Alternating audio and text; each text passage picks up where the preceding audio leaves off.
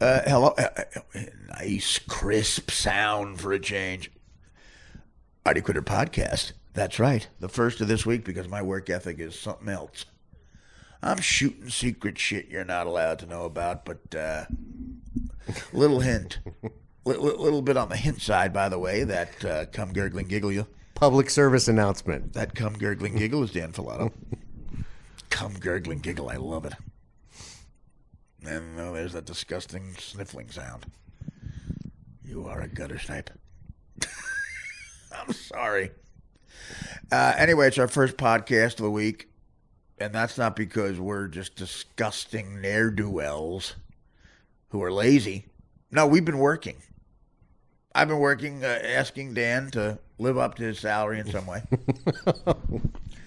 By somehow giving him busy work. He failed miserably on the last task I gave him.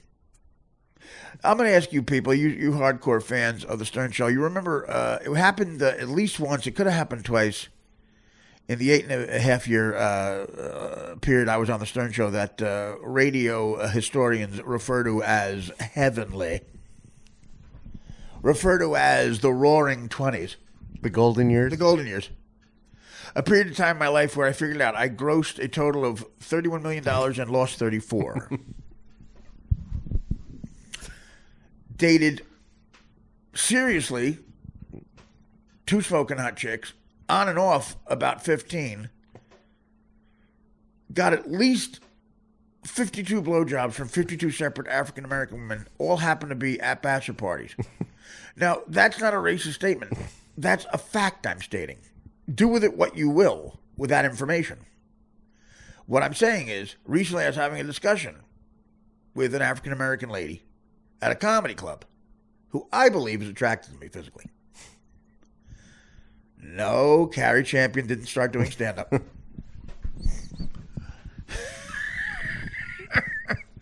I'd love to meet her and just see. Just walk up to her and say, listen, Carrie, I'm so sorry. You got what you wanted. That wasn't me. That wasn't me talking that day. That was the medication. I blame it on a doctor and a pharmacist who had liberal views. And I said to them... Dr. Prince. I said to them, by the way, that's Dan Roding Comedy. That's Dan's stealth bomb with one thing written on it. Comedy killer. What are you going to the fucking Gino Bisconti School of Radio? Here's what you just did.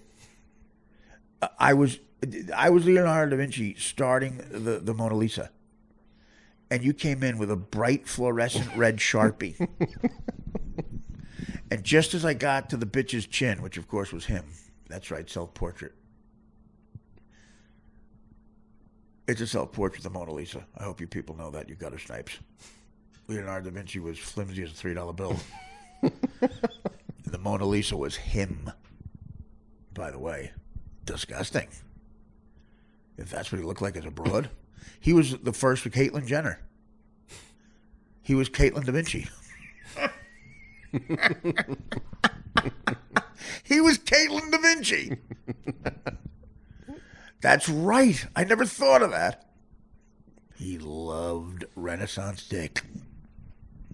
He trolled the boulevards of Paris and Rome and the south of France. If Van Gogh sent Da Vinci his ear, he'd shove it up his ass. Michelangelo, they were all, who on the hot nanny?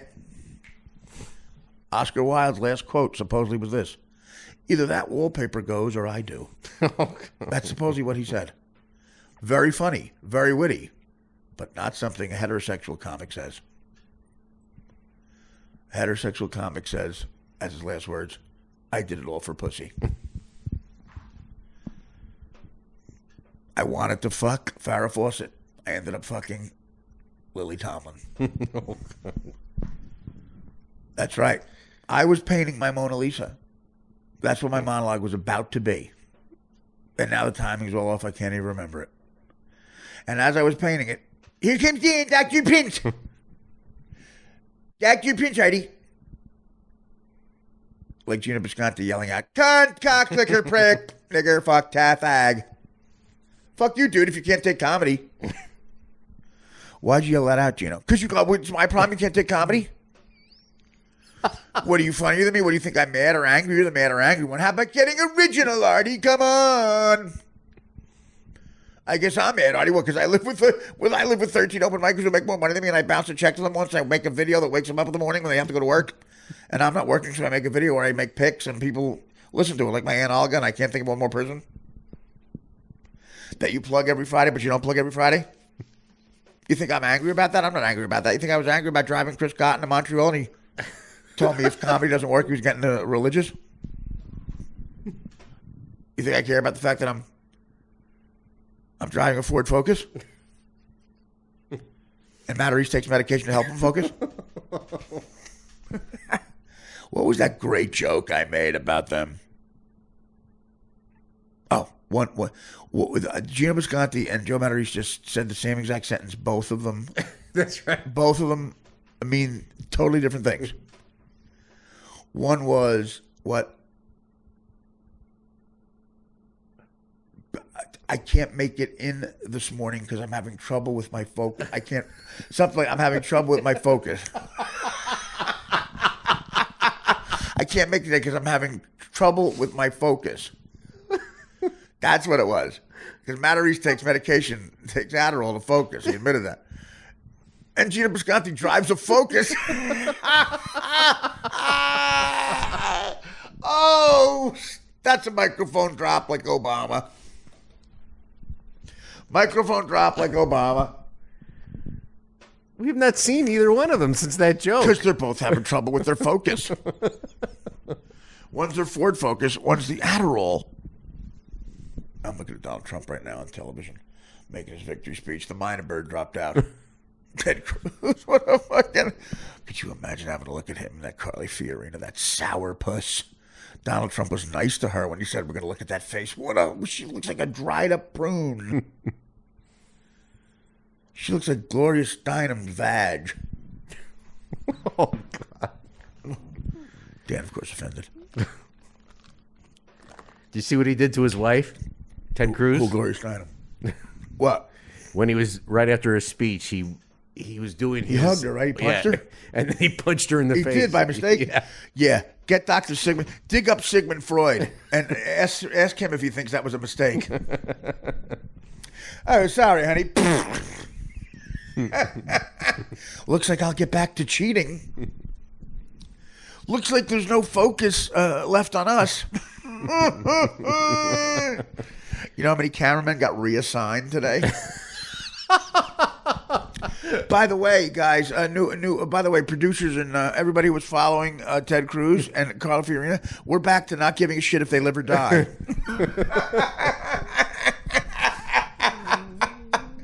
You know, 3 minutes ago, when every move you made was based on Carly Fiorina and Ted Cruz reacting to Donald Trump saying something awful about them? Donald Trump's latest thing was he supposedly leaked to the National Enquirer that Ted Cruz's father killed Kennedy. Okay, guys, I'm not kidding. If there's people out there who aren't, especially young people who should be interested in this, if there's people out there not following the election, the politics this year, and instead you're watching something like The Bachelorette, or you're like Dan, you Google Vanderpump Rules. Oh, I do not. I could not figure out the difference. Adrian left me like the Grinch took everything in the apartment. Very valuable thing. Anyway. Dan and I had a conversation with a professional photographer the other day, and Dan found out a certain statistic about a camera that really made him almost faint. We'll leave it there. So, yeah. So was a zero missing. Yeah, some of you guys have guessed it. Yeah, the zero's me. I'm the zero that's missing from Adrian's life. And the zero that was missing from Dan was a zero on a price of a camera I bought her. No, Dan, not 500. I was like, Jesus, man, $500. That's not a lot for him. Why is that camera 5,000 instead of 500? It was explained to me by her. For Dan, well, you're the idiot. See this little button that makes it shoot better at night? What? clearly makes it $4,500 more. Yeah. Okay. Yeah, guys. Sigmund Freud would say that Ted Cruz came across with a fucking Joe Frazier in his prime hook. Boom. Hey, Mrs. Cruz, take that. The punch only make the lefty, the southpaw punch that the great Joe Frazier, who I loved, took Ali, hit him in the jaw with, and lifted him off his fucking fast-talking, clan-meeting-going fucking feet. Come on, gorilla. We in Manila. Come on, gorilla. This is the thriller. You politically correct fruits. That's what Muhammad Ali did. The leading most African-American guy of his time. I can't believe I just said African-American. The leading black guy. Muhammad Ali, who I loved. Of course I loved. But I love Joe Frazier more because I'm always about an underdog. This is what he did on national TV. Think Trump Cruz when you hear Frazier Ali. That's what we used to like. Rock bands and boxing. They don't have that now. Now you have Neil Patrick Harris and Dave Matthews. And Katy Perry, who Dan loves. I do not love her. Oh, you're so faggy. And by that I mean nothing offensive. What is the song you love? You were defending it. You, Tim, and Mike's sister, and Adrian one day before you. Whatever, it's that Vegas song. 4 women arguing against me. I had no guy in the car. That Vegas song, it's such a good song. I had something to talk about with her at the DirecTV thing when I was in the room alone with her. Such a bozo. I was trying to make the moves. On who? Katy Perry. Make the moves? Are you kidding me? I'm kidding. But it was women were out of your system by 20, though. What she was on our show? What are you talking about? She was on she did the Super Bowl, the first Super Bowl, and I was in a room with her for about 20 minutes. Did you help her with her pants on? Like, I wish. Okay, here's Dan. I'll sum up Dan. He's been in a room alone with Katy Perry and Jim Brown. One of the people, he put their pants. He took their pants off and put them on. Guess who? Katy Perry and Jim Brown. One of them, I caught Dan putting their pants back on. Did I catch? Okay, check one of the boxes based on your knowledge of the show. Is it Jim Brown or Katy Perry? Look, Dan, the poll numbers are in. You, of course, were allowed to vote, so it's 6,000 to 1. Jim Brown. First of all, it never happened. You never met Katy Perry. She was at the DirecTV thing. Get out the bullshit boots. Get them out because it's going to get deep. It's going to get deep. Yeah, so, you know, Ted Cruz hits his poor wife with the right hook. And Donald Trump, that was the last knockout punch. He drove Ted Cruz crazy. Right now, Ted Cruz is in a fetal position shaking. Okay? He looks like Prince in that elevator right now, I guarantee it. Oh, God.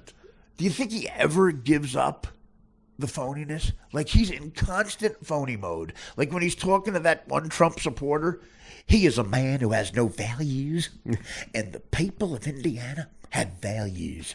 And guess what? You, the people of Indiana, go back to Canada. The people. Here's the conversation. I'm going to do both people. You ready?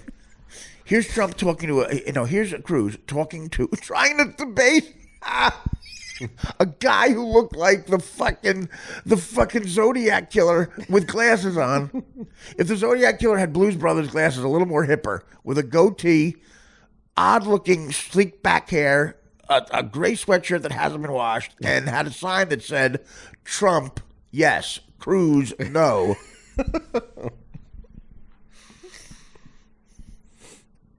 The kind of guy who makes the argument. I actually heard one of my friends, Irish kid, get into an argument with a black kid. Both of them represented equality in this world because both were equally dumb.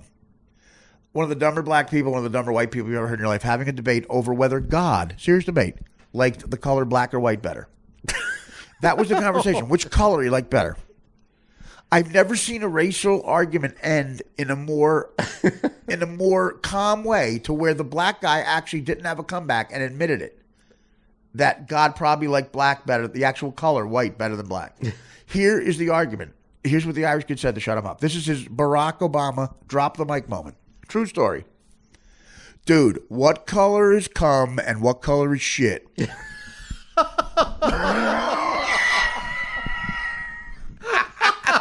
Okay? First of all, when he said that, 18 of us white people spit out our drinks. The black guy got a look on his face of confusion. Like the first time, you hear the words rack and pinion steering or something. Richard Lewis joke I just borrowed. Richard Lewis used to do a joke like, there's so much stuff in life I want to learn about that I haven't. If I died tomorrow, I'd be like, oh, what's rack and pinion steering? Perfect reference. He did that on Letterman. Maybe that was his first stand-up special. I don't know. That's a classic, great, smart Richard Lewis joke. But yeah, the confusion on the black kids was, what color is shit? What color is cum and what color is shit? Now think about it. I've lost sleep over this. Think about how brilliant that statement is. God is in charge of making those colors. What is cum? Cum represents a celebration. Cum represents something you can't wait to see. It represents the happiest moment of any person's day. It represents wonderfulness. You want it. It's a wonderful, welcomed celebration of. It creates new life. It creates an incredible pleasure feeling that you can't get anywhere else. Wars are fought for it. Okay, what is shit? Something that stinks you want out of your house. People have created a system of stuff to flush it out of your house. Well, wait a minute. I have relatives that the happiest time of the day is them for when they take a shit. Guess what they are, Dan? Losers. Oh, stop it. They are alone. Overcoming. They are alone in the bathroom. Oh, Dan, that's you. Because something's going in and out of your ass. Dan, overcoming. Give me a break. Hey. Give me a break. Are you kidding me? Have you ever come? Sometimes you say shit, Dan, like, I swear to God. I don't. That's why. I've heard that's the best argument for you being a fruit. You say stuff, Dan, that doesn't make it. Guys don't say. Regular guys don't say that. Overcoming? The happiest. Dan, stop talking. The happiest 10 minutes of their day is when they take a shit. Okay, Dan. Okay. Overcoming. Well, that's the stupidest. Gay people and straight people think you're dumb by saying it. Have you ever come? Honestly, have you? I doubt you've been. How could you make a statement like that? I haven't made. I'm not saying for me. I'm just saying I've heard people in my family say that. Dude. I hope you leave to jerk off. Oh, God. Jerk off on your architect tour. Because I don't want you to jerk. I hate you to shit here. But I want you to jerk off on your architect tour. Oh my God, you're right there. Look at the lines on those gargoyles. The marble pillars. It is Art Deco, isn't it? A sunken living room. Dan, saying you like shitting more than coming is... I didn't say I did. That's a gay guy. You don't know how to hang with fellas. These I was born with. I can't help it. Who? I want the names of the people that like shitting over coming. If you say I like shitting over coming, you've never come. It's unbelievable how great it feels. It's unbelievable. Antonio Cromartie didn't have 18 kids from shitting in a woman. Oh. It's just wonderful. Woody Allen says it when that idiot at a dinner party. You just said what that idiot says in Annie Hall when he goes, or Manhattan. Yeah, it's Manhattan. That he had the wrong kind of orgasm. So that woman says, my analyst says, really, every one of mine been right on the money. No one who's ever come understands what you just said. What? See, that's an example of a gay guy trying to hang with the fellas. Like you thought, thought I was going to high five you. You go, yeah, shitting's great. That's what you wanted. No. But straight guys, if it was me saying it, don't talk like that. If it was me saying it, then I wouldn't. No, straight guys don't talk like that. I want the name of your cousins, and I want to interview them. I do. Do your cousins have children who said this? Yes. So they've come. Yes. They have children that look like them. They're definitely their kids. Yes. Do you have evidence you've ever ejaculated? No way. No way. You're really involved in that ass, though. You took that conversation right to the asshole. I'm talking about cum, the greatest moment in a man's life. Now look, I can't speak for women. I've never been in the room when a woman's had an orgasm. To the best of my knowledge. I've never been physically present when a woman has come.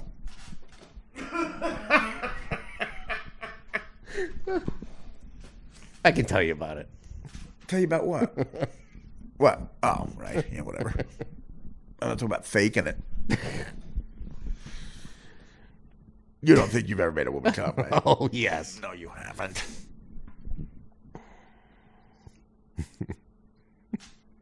Maybe a man. That's easier. Yeah, that's right, pal. How's that feel?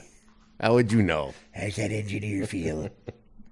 How's that filthy, disgusting, thick arm hair feel? Put your cock through that arm hair.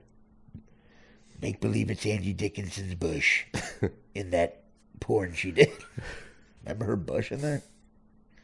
What was that Angie Dickinson movie where she shows bush in the shower? That fucking bush that Johnny Carson and Sinatra both. And according to several books, Sam Giancana. And I think Ben Gazzara I read today. He probably loves shitting. He probably loves shitting over coming. Dig up Sinatra and ask him that. Frank, you like shitting or coming? He would smack you in the face. He would say, Jilly, go punch that guy in the face. Do you want to come out?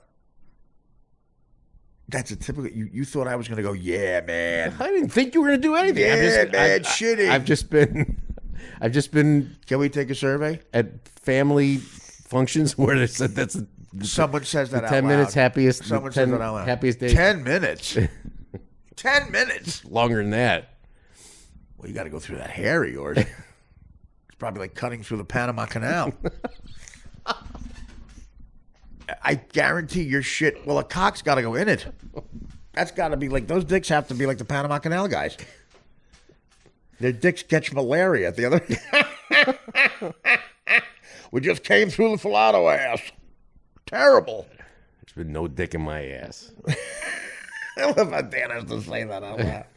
What were we talking about the other day where you said, I was busting your balls about how every once in a while I just say, boy, firemen are hot. And you go, I don't like firemen. And I go, firemen are everybody's type. You go, it's not my type. You know, by saying that means you have a type of guy. It's just not a fireman. Yeah. Well, you said you like brunettes. That's why you're for Ted Cruz. Oh, yeah. Over Trump. No way, Pally. I'm a Mario Rubio guy. Rubio's hot, though, seriously. Sometimes I catch you looking at Don Lemon. How about a Don Lemon, Anderson Cooper, where they're the bread and you're the sandwich? You're whatever meat's inside. Oh, that would fucking be great. Bernie Sanders beat Hillary Clinton. Bernie Sanders is 114 years old. Hillary Clinton, that just proves people hate her too. They see right through her. But she's Dan's savior. Hillary Clinton? You love her. No, I don't. You're voting for her. You'll be voting for her. I already voted. For who? How did you vote already? Yeah, I voted. When'd you do that? I did the voting. You're allowed by mail. to do that? Sure, yeah. Who'd you vote for? I can't tell you. Why? I voted for Bernie Sanders. You did? Yeah. What, in Illinois or the presidential? Illinois. Oh, okay. Did he win that? No, he lost. Of course. You threw the Dan Filato whammy on it. He was close, though. Well, Hillary's from Chicago. Last time you fought, is she? Yes. She claims New York, dude. Yeah. Everybody does. Man, I'll tell you. She couldn't wait to claim New York. Even fucking Carrie was pissed at her because she came up to the Cubs booth and said she was a lifelong Cubs fan. Hey. She grew up in Park Ridge, Illinois. Yeah. Right, she grew up right by O'Hare. Hey, bitch. And then 2 years later, when she's running for Senate, you should start an airport called O'Harm here. Yeah, O'Harm here. That's basically the name of my airport in Chicago. O'Harm here. It's fucking disgusting. Go ahead, I'm sorry. Or she was thinking about running or something. She went up to the booth with the Yankees and put out a Yankees cap. Dan, are you surprised by that? She's a lying whore. Yeah. Hey, Hillary. It's me. Fucker. It's Harry Carey. Remember we hung out in the booth, you disgusting pig. I'll never forget the time your husband rolled through. Holy shit. Let me just say this. Who let the dogs out? You were on some peacemaking mission in Benghazi or something. You were ordering stand down as Marines were getting slaughtered. Oh, God. And telling Bin Laden your new email address. Well, Bill was in Chicago, and he just said, "Hey, Har, where's the hair pie?" That's exactly what he said. He said that he wanted it. This was before he looked like a paper towel that had once been filled with jizz and was wrung out. Yeah. And he came through and he said, yeah, in that creepy voice. He was with that colored lawyer you killed. This was before Vince Foster knew too much. The Whitewater. Yeah. By the way, I purchased some condo land in Whitewater. And I told Bill, I don't want to end up like Vince Foster. Just keep the money. And I'll keep my fucking mouth shut. You keep on saying he's colored. He was white. He is colored. Vince Foster. I was told by a street-level drug dealer that the Clintons killed a colored guy. Apparently they have their hands in a lot of pies. Especially Bill. Here's the to Sosa. That's off the corner. Sosa says yay. Ted Simmons says nay. He's still catching for the Cardinals. The count's full at 3-2 here in the last half of the sixth. We'll get back to our exclusive interview with Bill Clinton. So, Bill, tonight on Russ Street. By the way, that's Stevie Stone. Yeah, say hi, Steve. Yeah, Steve wants to go trolling for pussy tonight too. Don't worry, the cough button's on. Harry called him the Stone Pony. Stone Pony. Steve Zeroni. Hey, Bill, what color is cum and what color is shit? Yeah, I was having that fight with Ernie Banks the other day. Yeah, Ernie Banks and I get into a fight every year. We get drunk on Russ Street. We go over to the back of my bar. And, I tell Ernie to pay his taxes. I got hit with that. Otherwise, I told him, this is a little joke we have. I said, we'll be sickle cellmates. Oh, God, he loves it. The colors have always loved my humor. They know I have a unique brand of humor that's honest, and they like it so much. On a broadcaster does stand-up day in Chicago, I always kill it saying this. With edgy humor, Lenny Bruce style. I, too, like Lenny Bruce, say the N-word over and over. And then I say, that's so we get used to it. And so a little colored boy isn't afraid of that word. That was Lenny's bullshit excuse for doing heroin and yelling out the N-word. Where's Michael Richards when you need him? Yeah. So Bill and I say, hey, here's the Stone Pony. Speaking of African Americans, here's a guy who was the color of shit. Now he's the color of cum. Sammy Sosa. So we get into a fight every year. We're very religious over why, what color did God like more, black or white? Every year I beat him with the same argument because he gets drunk and forgets.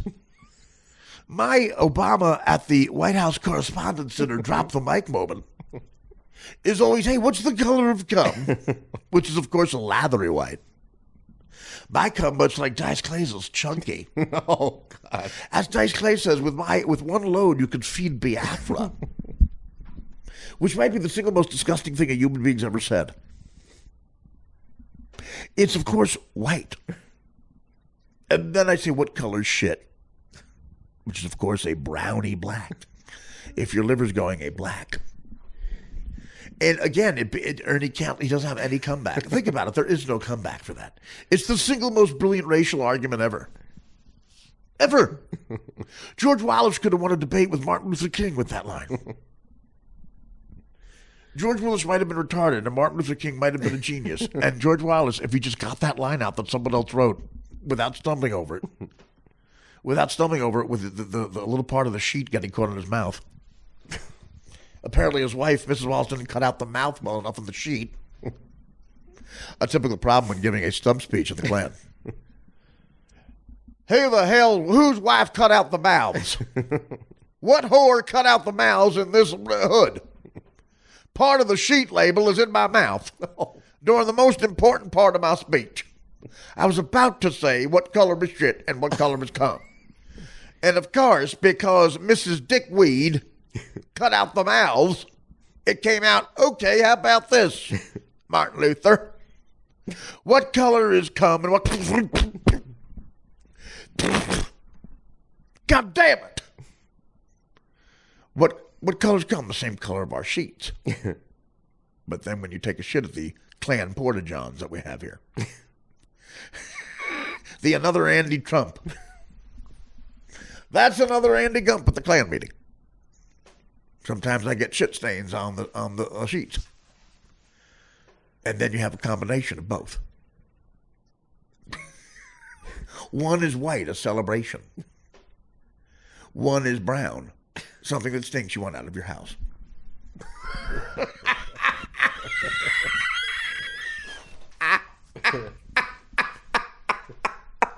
The single most disgusting thing a human being can say. But Dan, think about it. I know you will, because you're a thinker.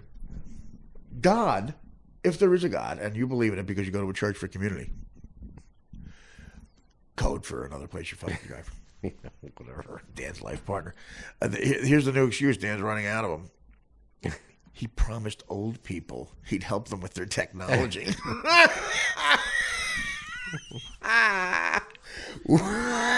For 14 hours.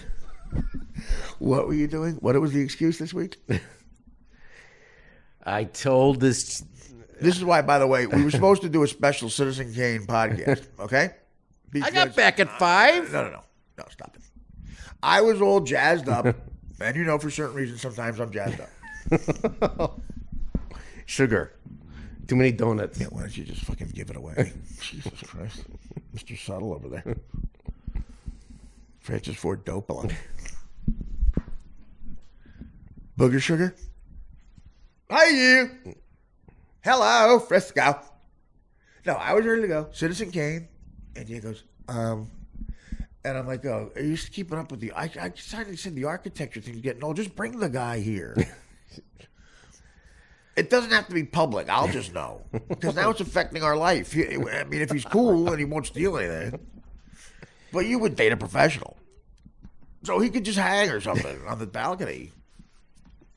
But I just don't want gay drama. I don't want him to call like an ex-boyfriend to call him in the middle of it. Like, yeah, you're outside of here. Yeah, I told you, Dan has my heart. I told you my heart is in Chicago. Oh, you're so abrasive.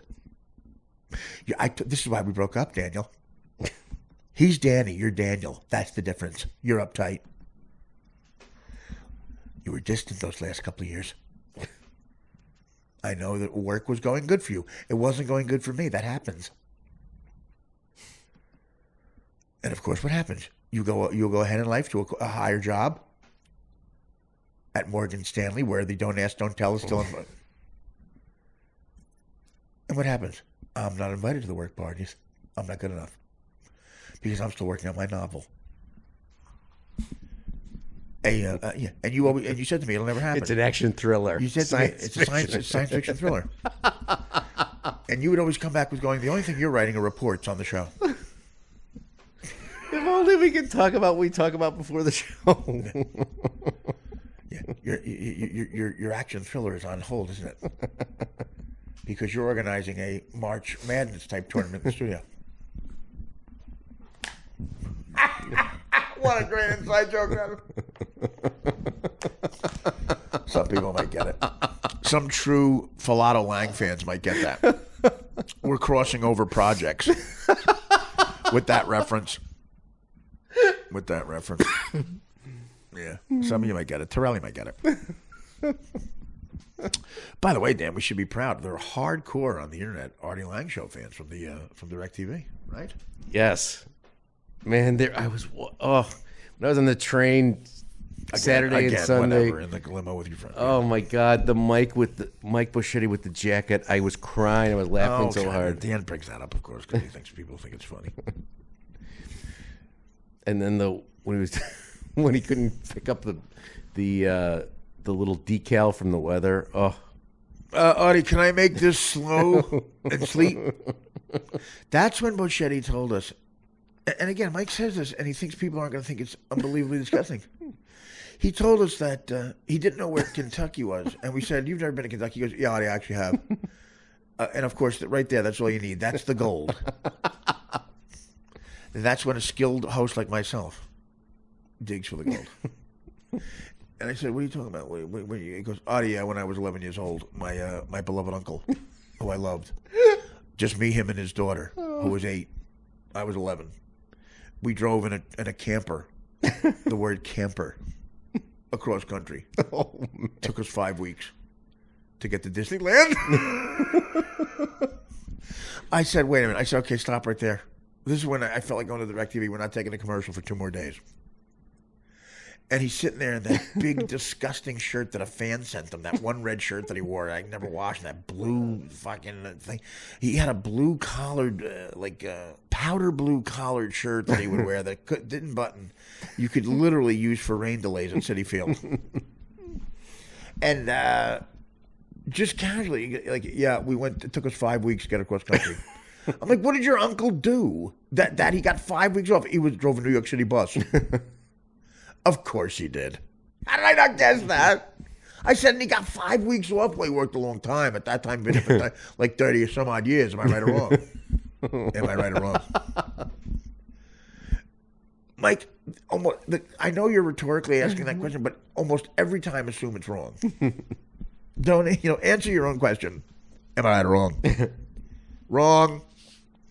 So, okay, here's the scene. An 11-year-old Mike Bocchetti, who, by the way, was enormous. He said he had a size 38 waist. Remember that? He had a size 38 waist at 11. Wow. What did he look like? The parents had to go, "What happened? You literally just shit out something." Mrs. Bocchetti, who's a wonderful woman, so classy. I met her other children. They look, like human beings. So, yeah. I saw this kid. I gotta tell you, Mrs. B. I feel for you. How you not bull-legged right now? You should be walking like Bucky Dent. Give it up for the Bucky Dent reference. Yeah, what the hell?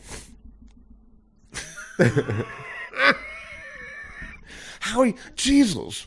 He must have looked at 11 years old with a size 38 waist. He must have looked like just like a shrub, like from the top with that chartreuse shrub, like a little cartoon camel spider running around with an enormous, Look, he looked like a sphere of body odor.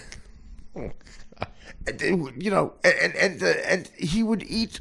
He goes, once a week he would treat me to whatever I wanted. And what'd you eat? Okay, get ready. 11 years old in a camper. No air conditioning, by the way. Oh. No air conditioning through Kentucky. With your nephew who has a size 38 waist. And is some sort of mutant. Mike would have 4 Whoppers with cheese. Oh. With everything on it. Extra mayonnaise. Onion rings. 2 large fries. And a malted.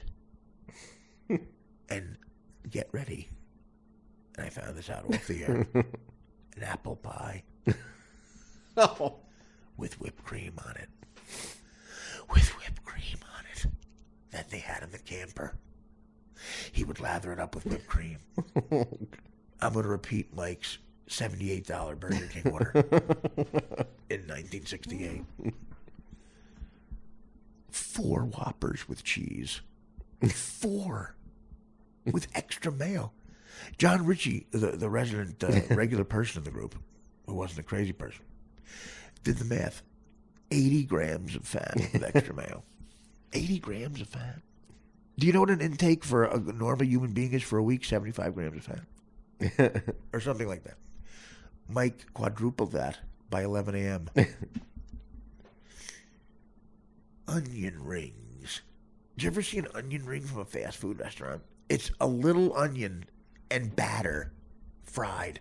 It's an onion the size of your toenail in a pancake fried.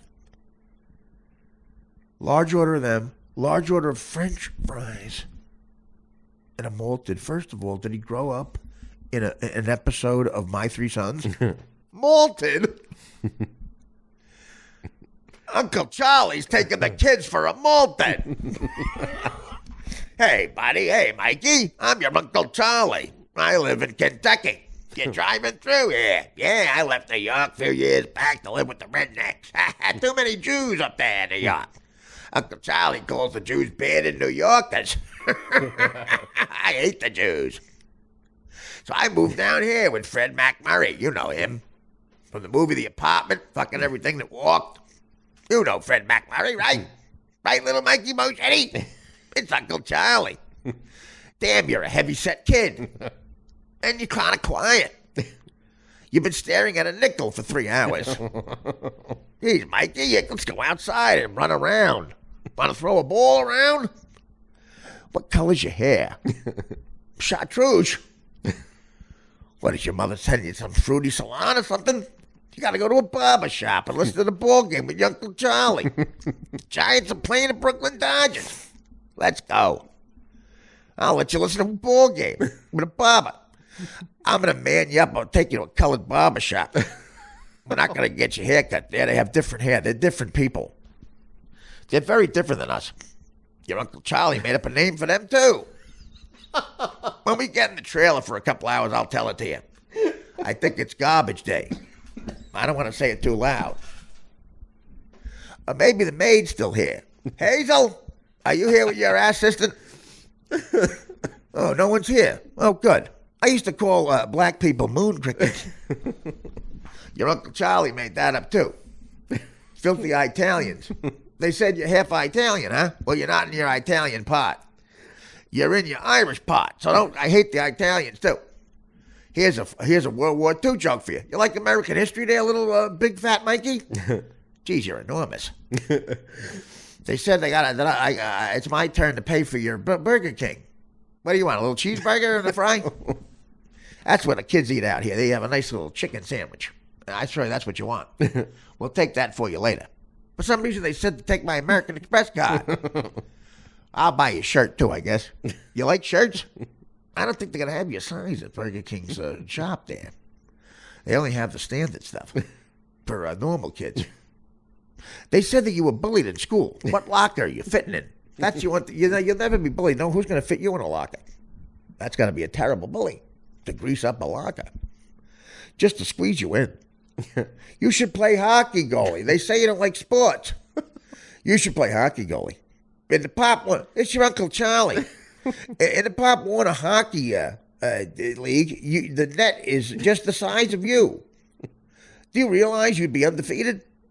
What we'll do is Uncle Charlie will get you dressed here because it'll be a little embarrassing. Your future friend Dan Filato's good at taking pants off in a locker room. Just ask the legendary Jim Brown. That's right. Your Uncle Charlie's friend Dan gave oral sex to a legend. Oh. And then put his pants back on and was caught by your future friend Artie's cousin. Then he was in a locker room with Katy Perry the next year, and apparently nothing happened. He kept his distance from her.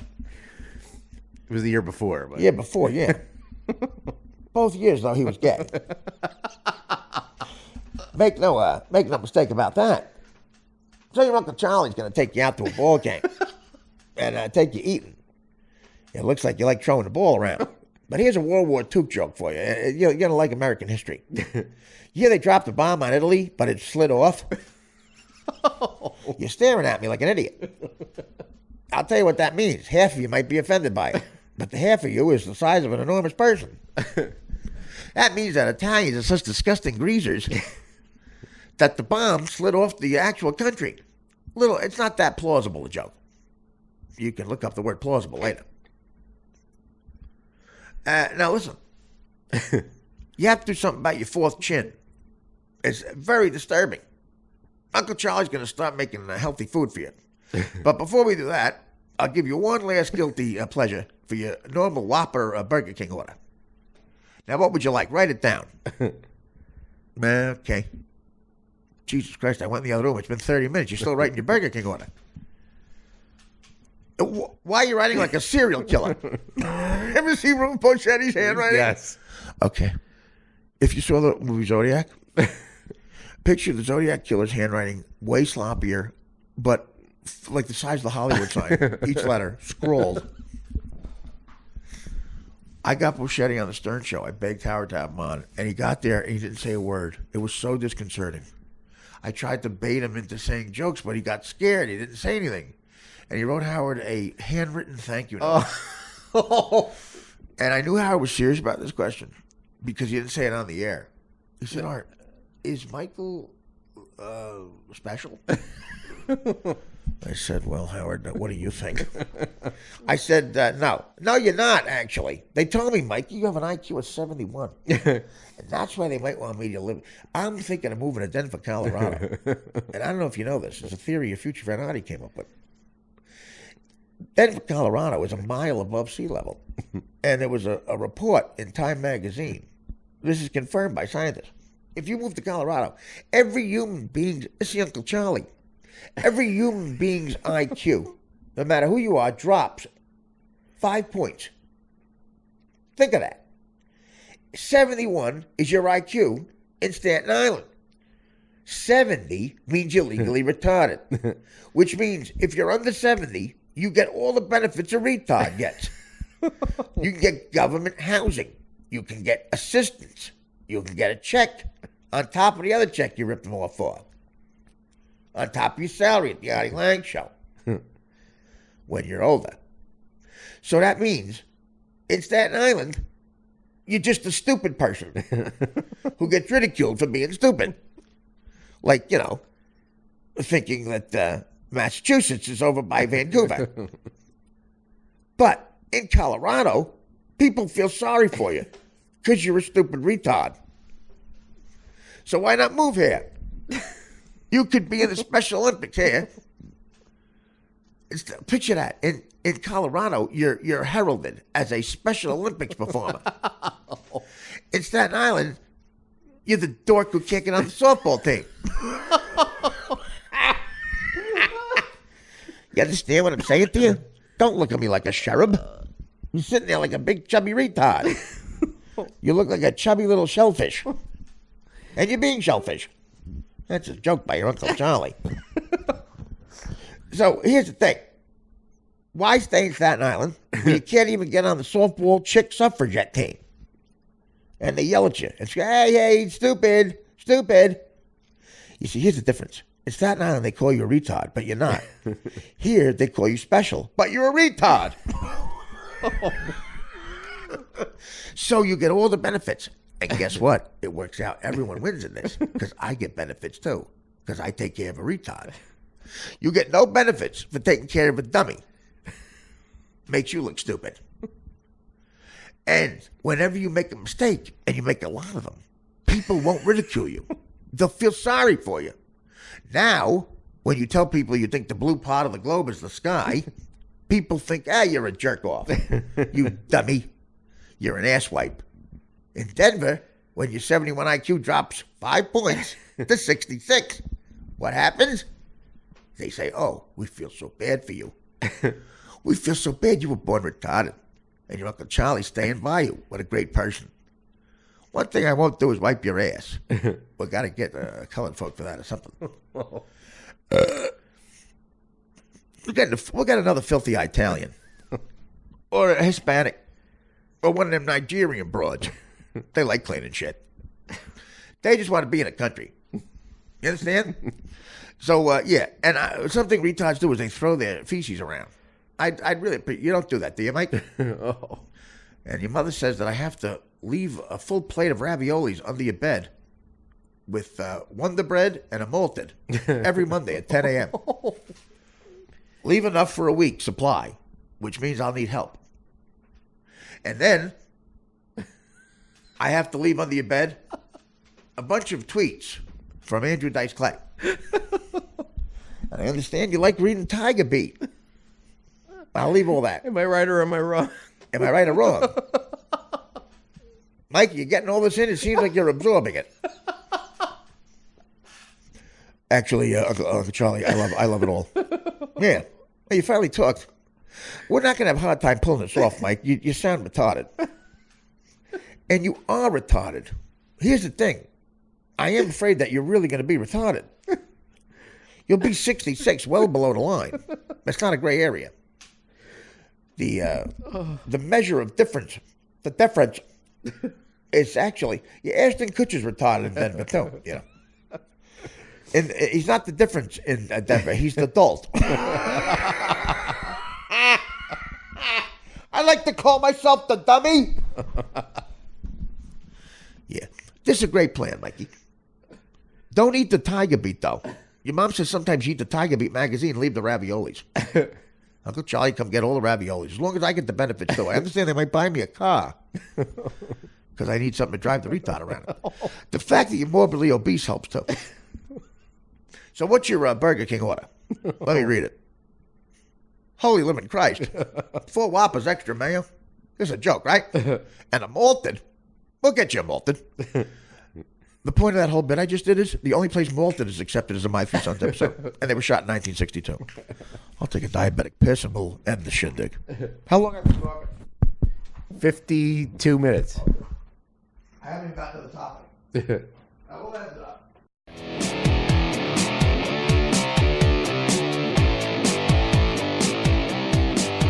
The Artie Quitter, Artie Uncensored, whatever the fuck the name of the show is, podcast. Still don't know.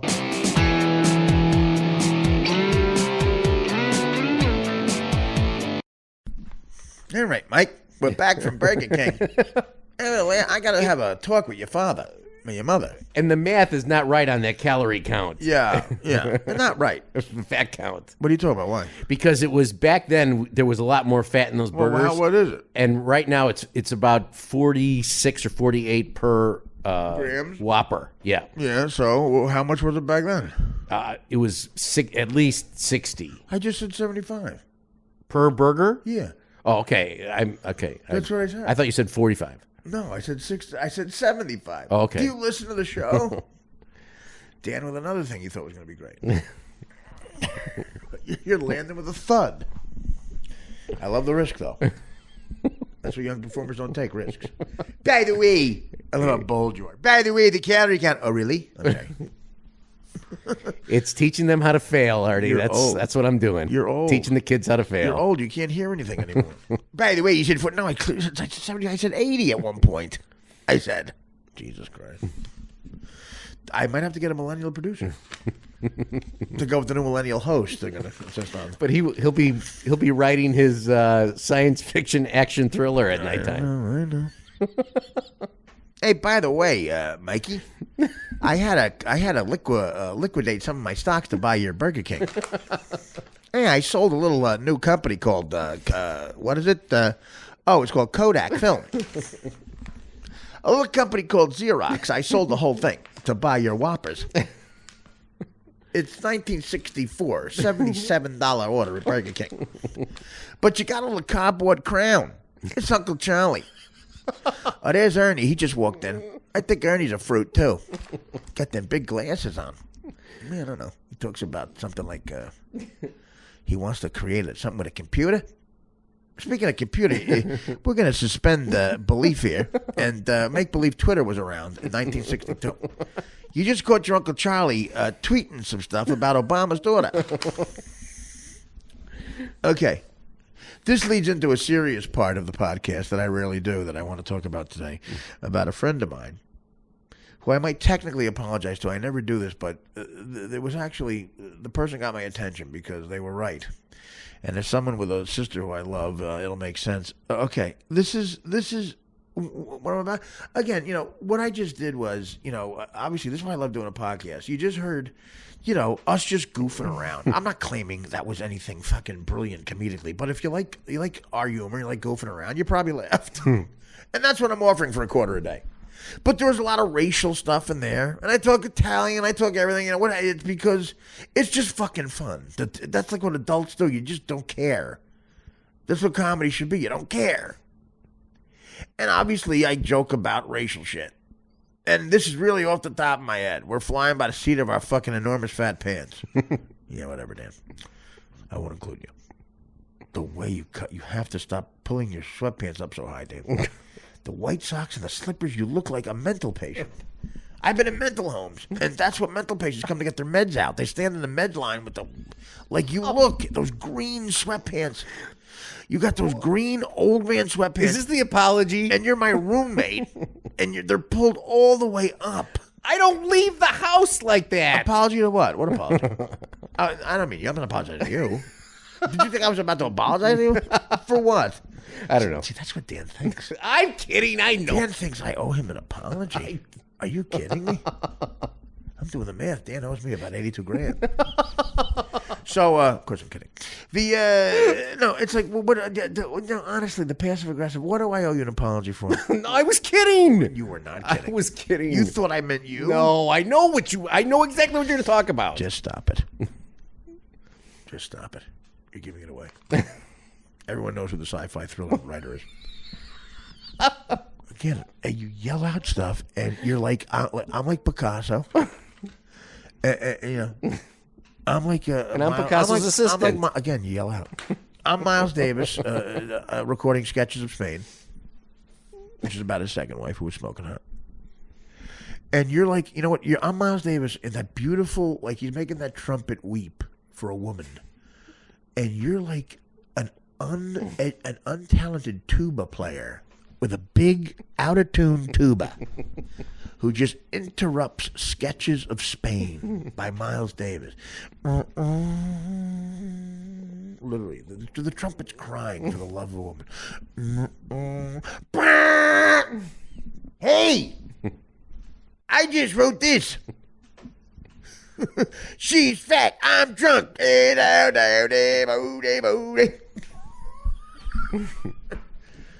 Miles Davis, that's Miles. Who the fuck is this guy? Who's this asshole? It's Miles Davis. I'm doing sketches of Spain. It's about my wife's pussy. Yeah. It's about a Spanish pussy. Yeah. And this fucking guy with the green sweatpants come in. I'm wearing $92,000 Gucci pants. I'm so hip. I bought Gucci pants in Paris last week. Gucci ain't even started designing yet. They were lying around his garage. And I'm wailing. Yeah. I'm wailing on the trumpet, making it cry, making it weep. That's what you want to do in music. You make some weep. Charlie Parker taught me that. Bird taught me that. Charlie Parker with strings. Picked that album up on vinyl. It's one of the best jazz things you ever hear. It's bebop at its finest. Bebop, but it's a ballad of bebop. To a woman. Just some bitch making you miserable. And I'm letting it wail. And some guy wearing green sweatpants pulled up way too high. You can see his hairy nutsack. Oh, that is nice. You see this, instead of sketches of Spain, I see a sketch of his enormous Bozak. And a little dick like a little bird in a nest. His all this disgusting black hair. Oh, it's awful. You see the outline of that. It's awful. It's just outright awful. Looks like someone stuck a straw in a mound of cocaine. When you see the outline of it. I know that's a reference not many people get. But his green sweatpants are pulled up so high. And his really white socks. I mean, they are white. For a Cubs fan, who has white socks? And slippers. slippers that look like, Dan looks like, if you just took a picture of the slippers of the White Sox, you would think the guy wearing it was born 2 days after the discovery of dirt. A mental patient. He walks in as I'm climaxing Sketches of Spain. And after 30 days in the studio, wasting money, men are going to get killed over my lifestyle. I'm wasting money on heroin and cocaine and studio time. But you know what I want to leave behind? I'm an artist. I don't care if I'm broke, in debt, coked up, getting shot. The boss man kicked me out the studio. You know what Miles Davis cares about? A perfect version of Sketches of Spain. That's all I want to leave behind. That's my body of work. My dickhead children can fucking make their own money. People say, Miles, what about your kids? Fuck my kids. I went out and made my own money. Miles picked up a trumpet and let it wail. And just as we're about to get that take right, just as I'm about to get to that thing I'm going to leave behind that's more important than money, more important than me even saying I love you with a stupid-ass will made up by some Jew in Long Island who's stealing Miles' money. More than pussy. Yeah, I said it. And all my brothers in East St. Louis think I'm fruity for saying even pussy. I don't care. You know what that means? You ain't never been no artist. You ain't never created something that's more important than pussy. To Dan's family, imagine something more important than shitting. I've never heard something like that in my life. You picture that guy with the green sweatpants. On top of it, thinks shitting feels better than coming. Okay, could you imagine a less hip human being? I don't think there is one. That person comes in as I'm about to leave you behind my masterpiece. My masterpiece. As Levon Helm says, I hope I'm with you when I create my masterpiece. And instead of being with musicians I love and the woman I love, just as I'm about to get it right, just as I'm coming to the part that you have to get right to leave this behind, that green-sweated beast pulls out an untuned tuba. I know two girls that I just adore. I'm so happy I can see them more. 'Cause we travel on the bus all day. We get to play. We get to play. That's what I hear. Instead of the end of Sketches of Spain. That means it's ruined. We have to do it over again. And guess what? Back then, videotape and audio tape, well, videotape didn't exist. Audio tape sometimes didn't record properly. And we hit that lottery. I couldn't remember the first part, which means we had to record again for the next month to get it right. We finally got it right, but not like the first time, which means the perfect version of Sketches of Spain doesn't exist because of that green sweatpants monster. We'll call Dan Filato. Imagine you're with Charlie Parker Bird in the studio, and he's about to get the lead version of the title song of Charlie Parker with Strings. Or resting up at Camarillo when he was in a mental home, gaining weight and managing a lettuce patch, playing in the band, and making perfection in the band with the sax. Imagine as you get to the climax of that, and you hear this instead. Oh, you want me to play it? Oh my God. I've never, that's perfect, Dan. The worst timing ever. You can't just play that again? I can. Well, unbelievable. I've never seen someone with worse comedic instincts. I guess you get the point. Jesus Christ. It's the one time I feel like giving the $7 back. You didn't think I want to go back to it? Forget it. And you did that on your own, by the way. I wanted something else. I was going to make a noise. That was funny. Dan decided the Carly thing. I want your opinion on what would have been better. Me going, for about a minute. What would have been funnier? Or Dan putting in his comedic input. I know two girls that I just adore. I'm so happy I can see them more. Shut up. 'Cause we travel on the bus all day. We get to play. We get to play. By the way, that was God's version of the Gong Show when she fell through a hole. She was singing and God just opened up the earth. Could you imagine if, oh God, if you imagine if God had a sense of humor and just as she ended that song, she got cut off by not her stopping, by falling through that hole. If it was the head-on shot of her singing and she fell through a hole. Oh my God! Oh my God! That's fucking! Oh my God! That's the funniest thing I've ever. Imagining that is the funniest fucking thing I've ever thought of in my life. I'm gonna have a heart attack. I'm gonna have a heart attack laughing. Could you imagine if she was singing that song and before she finished, God is like a judge on America's Got Talent. Instead of saying, hitting a buzzer, God opens the earth. Even God couldn't take it. I'm on the bus all day. Right. Oh my God. I'm so happy I can see them more. I know two girls that I just adore. I'm so happy I can see them more. Shut up. 'Cause we travel. Next. God has spoken. Tell that prune face she's fired. Donald Trump says you're fired. Right after she falls through, you hear Trump's voiceover. You're fired. This is Unit Packard. You're fired. What an annoying bitch. Yeah, take that, Fiorina. Take that to your fucking etiquette class.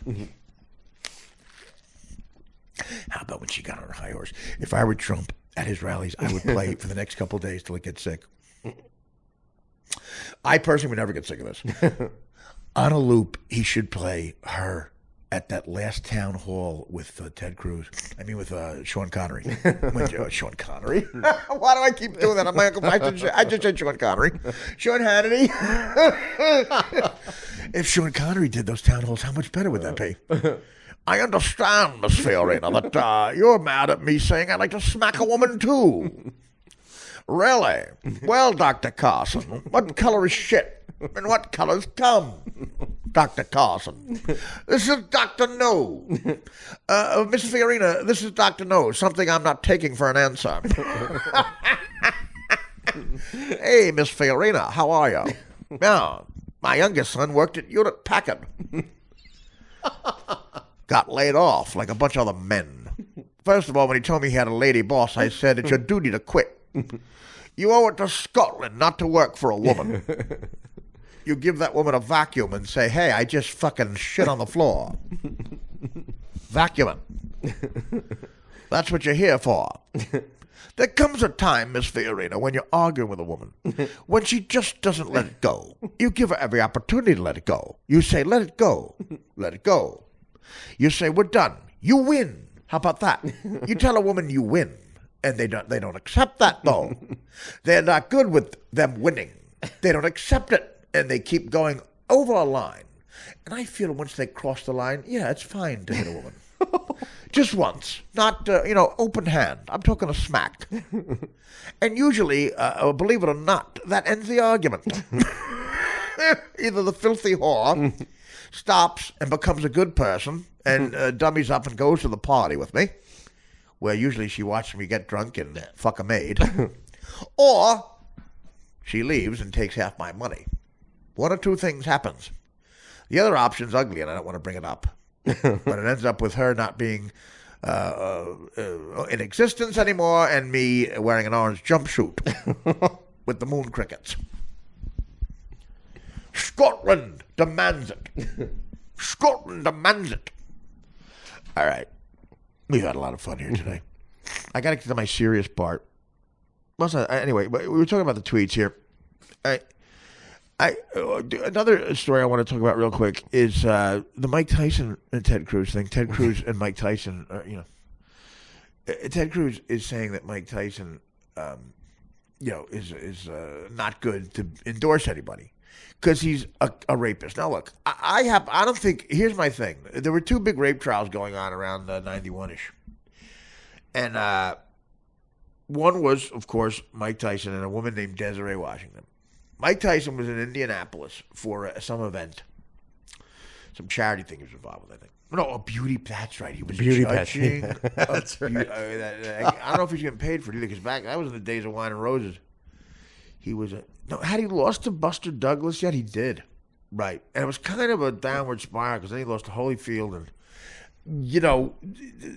anybody will tell you about any big sport that's physical. It's also mental, man. And boxing is very, very psychological. And someone got in his head. I think Customato dying. And Customato, of course, when he died, he couldn't fuck him anymore. Oh, God.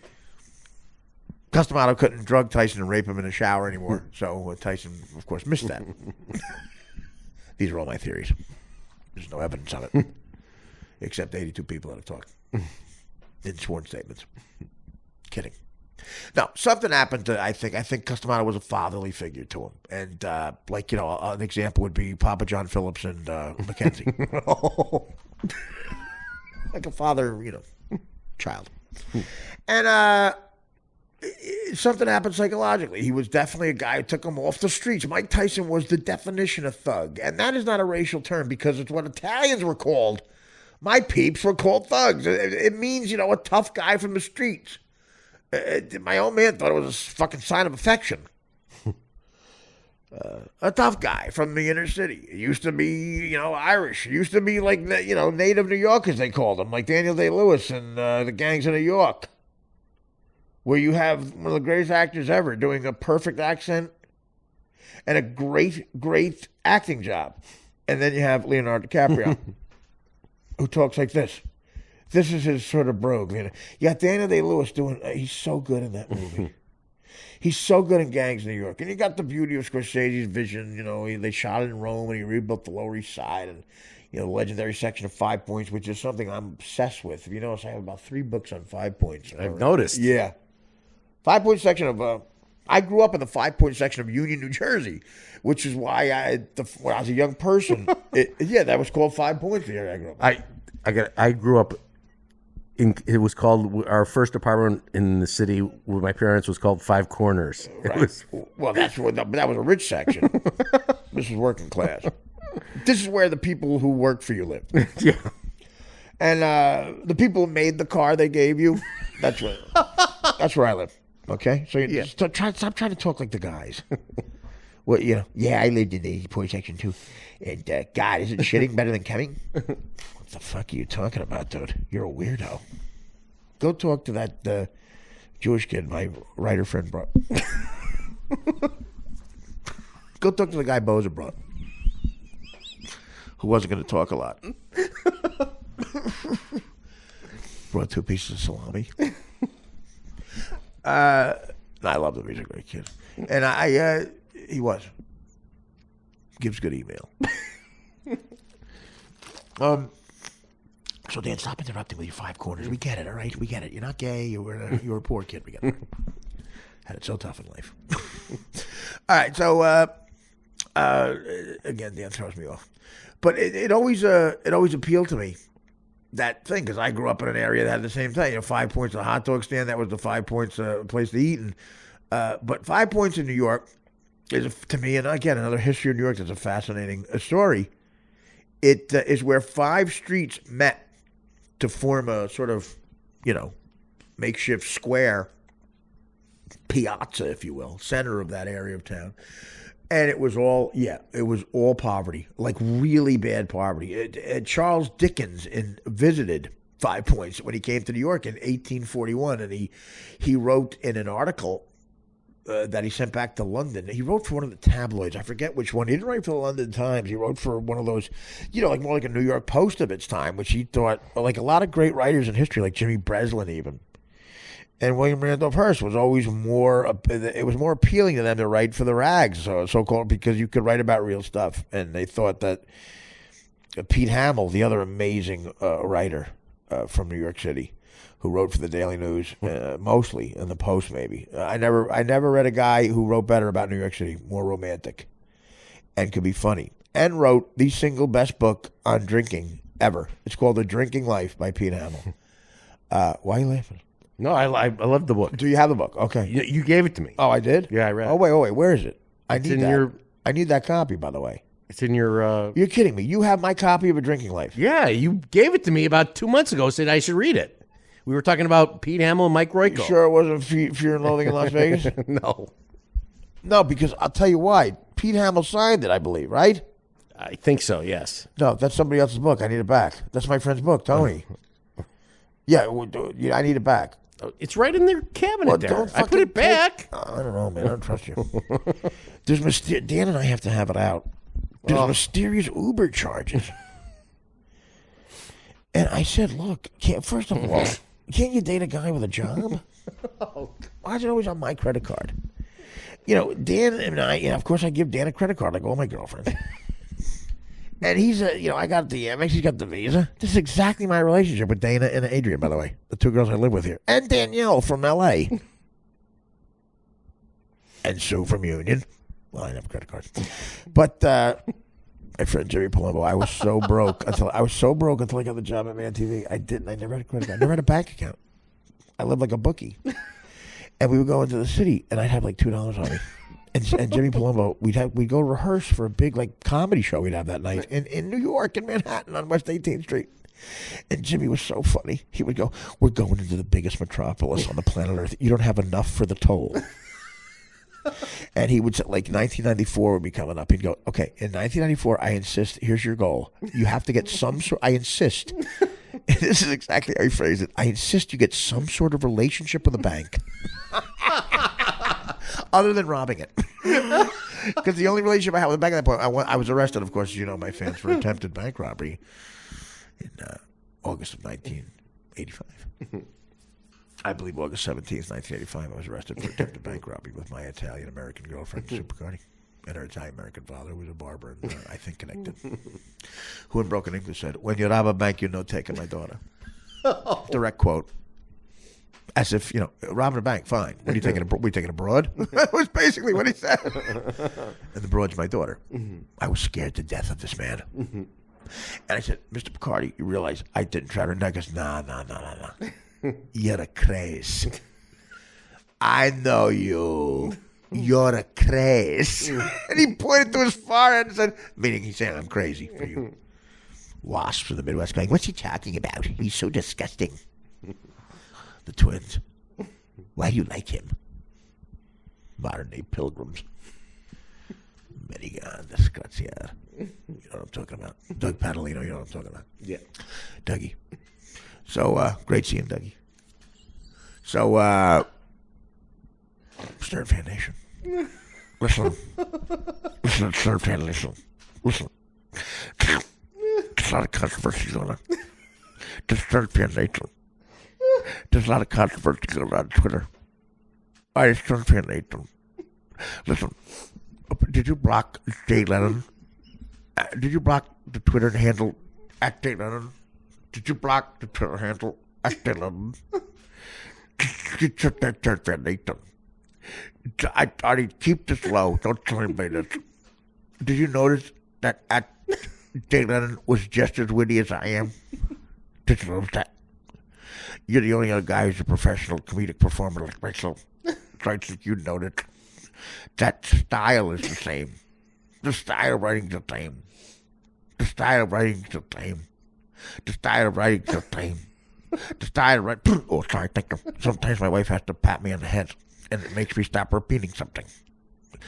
In that case, I was repeating, the style of writing is the same. The style of writing is the same. Oh, sorry. Yeah, don't tell anybody. But it's no coincidence. It would be a huge coincidence if one of the funniest people on the planet was also following us on Twitter. You understand the wit of Jay Little was not because of me. I was him. Did you just hear what I said? Is Dan standing up or sitting down? Tell Dan to sit down. Am I on speaker? Am I on speaker? Am I on speaker? Am I on speaker, honey? Am I on speaker? Honey, am I on speaker? Honey, I need you. Am I on speaker? Oh, okay, thank you, honey. What's to look for? Well, I told you it wasn't going to be wine and roses. Life isn't all moonlight and canoes. I know we have no heat. It'll get better. It's summertime. Cheer up, bitch. All right. Did you get any more of that Inglenook wine? Did you get any more of that Inglenook wine? Did you get any more of that Inglenook wine? Is that a yes? Did you drink all my box wine? That wine in a box I got? I want to put that in a bottle and invite people over. Can you get an expensive bottle of Pinot Noir? Is Pinot Noir red or white? Just make sure you get the right color. That'd be embarrassing. Put it in an expensive bottle. And then I'll pretend to taste it. Are you supposed to swallow when you taste it? You know a lot about swallowing, wouldn't you? I don't want to argue right now. I'm talking to Artie. He's my show business friend. Well, he's close enough. John Kasich. John Kasich. John Kasich. John Kasich. Honey, John Kasich. Look at Melania Trump. She's a piece of ass. I'd like to give her my Jay Leno pick. Did you notice already I picked another genius, Jay Leno? Did you notice that? I thought you would get... I knew you'd figure it out. I knew you'd figure it out. I knew you'd figure it out. Honey, I knew you'd figure it out. Thank you.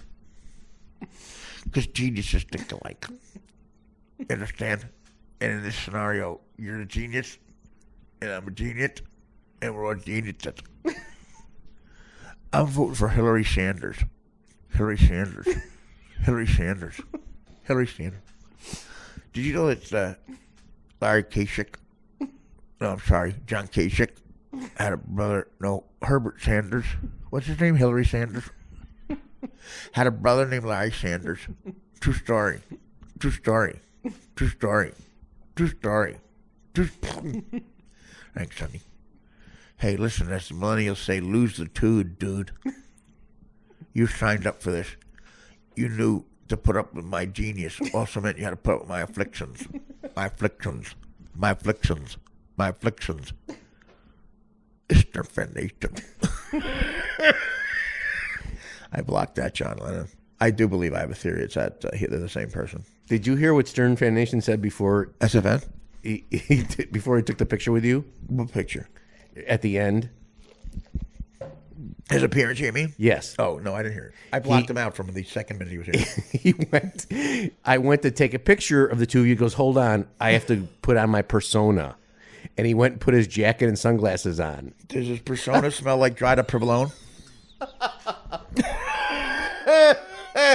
Listen, I'm going to put on my persona. Here's the problem with my persona. I apologize ahead of time for my persona. My persona. My persona. My persona. Oh, thanks, honey. Who was that who did that? Oh, that's Dan. Thanks, Dan. Dan's taking over for my wife while I'm here. He hits me in the head. Apparently a bunch of you wanted to do that. Artie, I would never ask you to waste your time. You'd like to do it? Oh, okay. Why do you have a fungo bat? My persona. His persona. You're a boob. If somebody says that, you go, you know, like what you'd say to Ashton Kutcher when he wants you to call him the difference. You're a boob. You're a boob. You're a thalidomide baby. You're a modern day thalidomide baby. Yeah. So he his persona. This is your persona. Yeah. Here's what I'm saying. Does your persona smell like someone let Provolone in the August sun in Miami out for a full month and then burnt hair on sulfur, took a shit on it and put it on top of it? Is that what your persona smells like? Because guess what? That is it. Stunk to high heaven. My persona. You know, they smell like Minnesota. Kidding, I love Minnesota. I did stand up at the Mystic River Casino in Minnesota. About a 2.5-hour drive outside of Minneapolis. And we went to this really cool steakhouse in Minneapolis. And we came back, and I figured I'd do some gambling. It was when Hurricane Sandy hit. And I stayed in Minnesota. Minnesota. Because it was like nothing happened there. I said, I was talking to Dan. I said, when they get on us back, let me know. And they ended up, we just took a week off. We were back that Monday. But I'm playing in the casino with the regular people, the VIP status. I was up some money. I tried to let it ride. I was up about $3,200 after I left Mystic, whatever the fuck it was called. And Mystic River is actually the last great performance by Marcia Gay Harden. Marcia Gay Harden. Marcia Gay Harden. Marcia Gay Harden. Marcia Gay Harden. Dan. Marcia Gay Harden. Oh, hey, Artie. Yeah, everybody's so politically correct nowadays. Why? Oh, they get so easily offended and stern. Why? Because I yelled into the phone, slimy knicker. Oh, wow, yeah, they really are. God, what uptight assholes. Out of touch. He thought I'd think that was funny. Oh, God, I'm doing something wrong then. Then I'm doing something wrong. But I saw a woman. It shows what it smells like. With a full colostomy bag. Oh. Full colostomy bag. Pulling the roulette arm like it was like, oh, fucking disgusting. Oh, pulling it. And you saw the shit go through the tube. Oh, no. I saw the shit go through the tube. I stood next to that woman, and she smelled better than his persona. In other words, here's the thing. If someone told you, would you rather strap on a morbidly obese Minnesota woman, wheelchair-bound, playing roulette for 5 straight hours with a colostomy bag that's actively working, and you see a different version of the breakfast at the Mystic River? You see Mystic Lake Casino in Minnesota's breakfast in its final form going through the tube. That had a hole in it. If someone gave you a choice to strap that on or Stern Fan Nation's persona, you'd prefer the colostomy bag with the hole in the tube. And a 4-egg potato and cheese omelet going through it, saying its final goodbye, taking its home run lap. It was the butterfly and turned back into the shit. Again, that guy made that argument. Shit and cum. Jesus Christ. You'll shut somebody up with that. That is, dare I say, Ted Cruz type debating. People of Indiana. He's arguing with the Trump guy. The Trump guy has just dark glasses on like a Bond villain. He looks like Daniel Craig went bad and had no money and moved to Indiana. Wearing, holding up a sign that said something insanely rude. Like, fuck you. Cruz equals lose. Cuban equals, something racist. Terrible. And he's just sitting there, stoic, and yelling shit out to Ted Cruz, like, go back to Canada. Ted Cruz goes to engage. He said to, how many times did he do this? Turns to his campaign manager and the people there, and he goes, I just had a great idea. We will go viral. I will go and debate that man like a human being, and I will end up by saying this. Donald Trump would not have debated you. He would have sent somebody over to punch you in the face. I'm not Donald Trump. I will not lie to you. I'll treat you with respect. And people, after I get through with that, and I will nail this speech. I will nail it. When I get through with that, practice saying this. Yes, sir, Mr. President Cruz. Oh. President Cruz, would you like another piece of pussy? President Cruz, the person that looks exactly like you in a wig is outside crying. Should we have her killed? Again. Apparently they were triplets. President Cruz shot a fucking triple header into her. Yeah. And by the way, I'm watching. Here's a little piece of info for you people who like smoking and think we're being oppressed in this country because we have to go outside to smoke. As I'm watching this obese woman's colostomy bag, I'm watching the woman's shit go through a tube while she's playing the slots. She has matted down white hair that is starting to get dreadlocks because of unwashed. Oh. She smelled like one of those rare rare insect that gives off a like emotes a greasy type sort of a wax protection, self-protection that stinks to high heaven as a protection, like a skunk. That's what her hair smelled like, the matted down hair, because it was all sweat and disgustingness. And as I'm watching that, security guard comes over to me and says, "Sir, put out the cigarette." Oh. Sir, I said to him, "Listen, I performed here last night, and the crowd was great, and I probably made your casino, judging by the losers in the audience, about $4 million, not including future bets on basketball." The losers in the audience. Well, and they're not many in my crowd, there's a few of them, but they're big hitters. Biggest loser, by the way, is on stage. You know, that's why I attract cool people. I attract gamblers, risk takers in life, not you pussies who just sit on a goddamn, and the fucking casinos prey on it. But a lot of times they win. I love when one of my audience members shows me winning. I love it. I love it. Because we both won. We both won. You won $600 playing the slots for 14 hours, and for an hour of stand-up comedy, I got a check for 70 G's. We're both winners. I'll be dead by the age of 50, and you'll live a long life looking at your kids. I said, so let me get this straight. I'll leave. I want to cause any trouble. But the law right now, as I can tell, is you would, instead of me smoking a Parliament, you'd rather have me shit through a tube. Oh. If I smoke a Parliament, I can't enter the casino and just stand in the lobby for longer than 3 seconds. If I'm shitting through a tube, I can play the slots for 4 hours. Yeah, that's what it is, Mr. Lang. So Cruz called Tyson a rapist, and even though, look, he got convicted. I don't think he did it. I think William Kennedy Smith did it. Those were the two trials going on. Mm-hmm. I don't think Tyson did. I think he was railroaded by that Desiree Washington. And the off chance I'm wrong, I apologize to Desiree.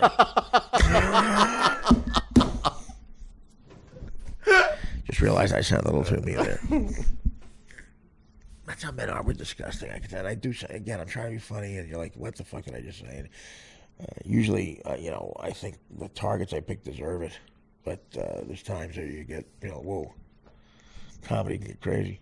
I just hear Mike Tyson hearing all this, like, listen, I just heard that, yeah, what happened? Who said I'm a rapist? Ted Cruz. Isn't he making Mission Impossible? I know Cruz. I know that little white boy. He was nice to me. He put me in the Jerry Maguire. But I wasn't allowed to say, what? Ted Cruz, who's that? Let me see your picture. Oh my God, he's disgusting looking. He looks like a little manna bird. I used to collect pigeons. He looks like this guy when I used to live in the Brownsville section of Brooklyn, which I hear is gentrified. I hear it's terrified. Yeah, it was terrified back then. I used to pick up Buick Electras and hit people with them. Sometimes I'd pick up a Pontiac and throw it at somebody because they made me mad. And I raised pigeons. The people were pigeons. And I raised the pigeon, I throw the pigeon at somebody. That's how I spent my days. But I made quite a bit of money on it. I always pay my taxes too. Yeah, and I was always creeped out by people in the gym that wore high green sweatpants with white socks and brown slippers the color of UPS truck. Ted Cruz is a minor bird. He's really good. Yeah, I got a tattoo on my face. You think that's odd? Is that going to hurt me getting employment at Hewlett Packard? Who are you, Miss Farina? You hire me? I want to work at Hewlett Packard. My name's Mike Tyson.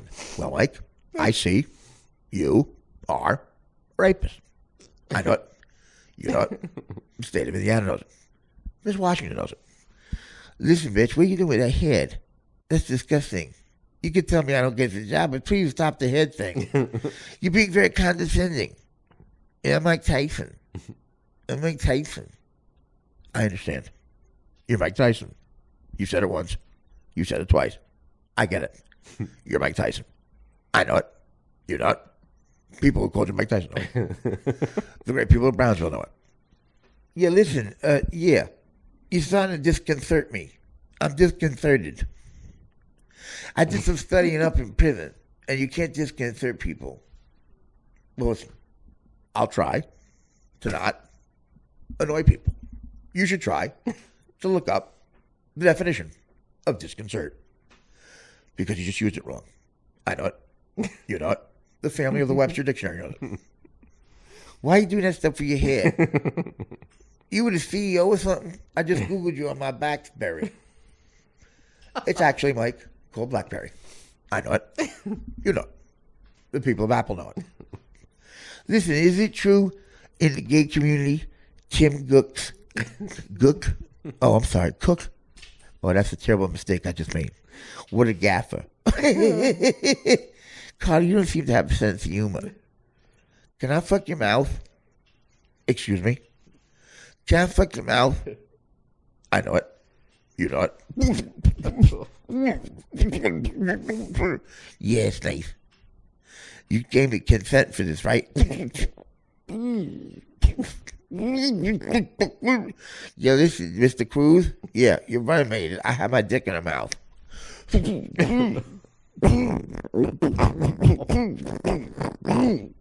She's trying to be condescending because she's moving my dick to the right. She's moving her head. Yeah, can I take a selfie and send it to Donald Trump? Because I want him to see the face that was going to be present.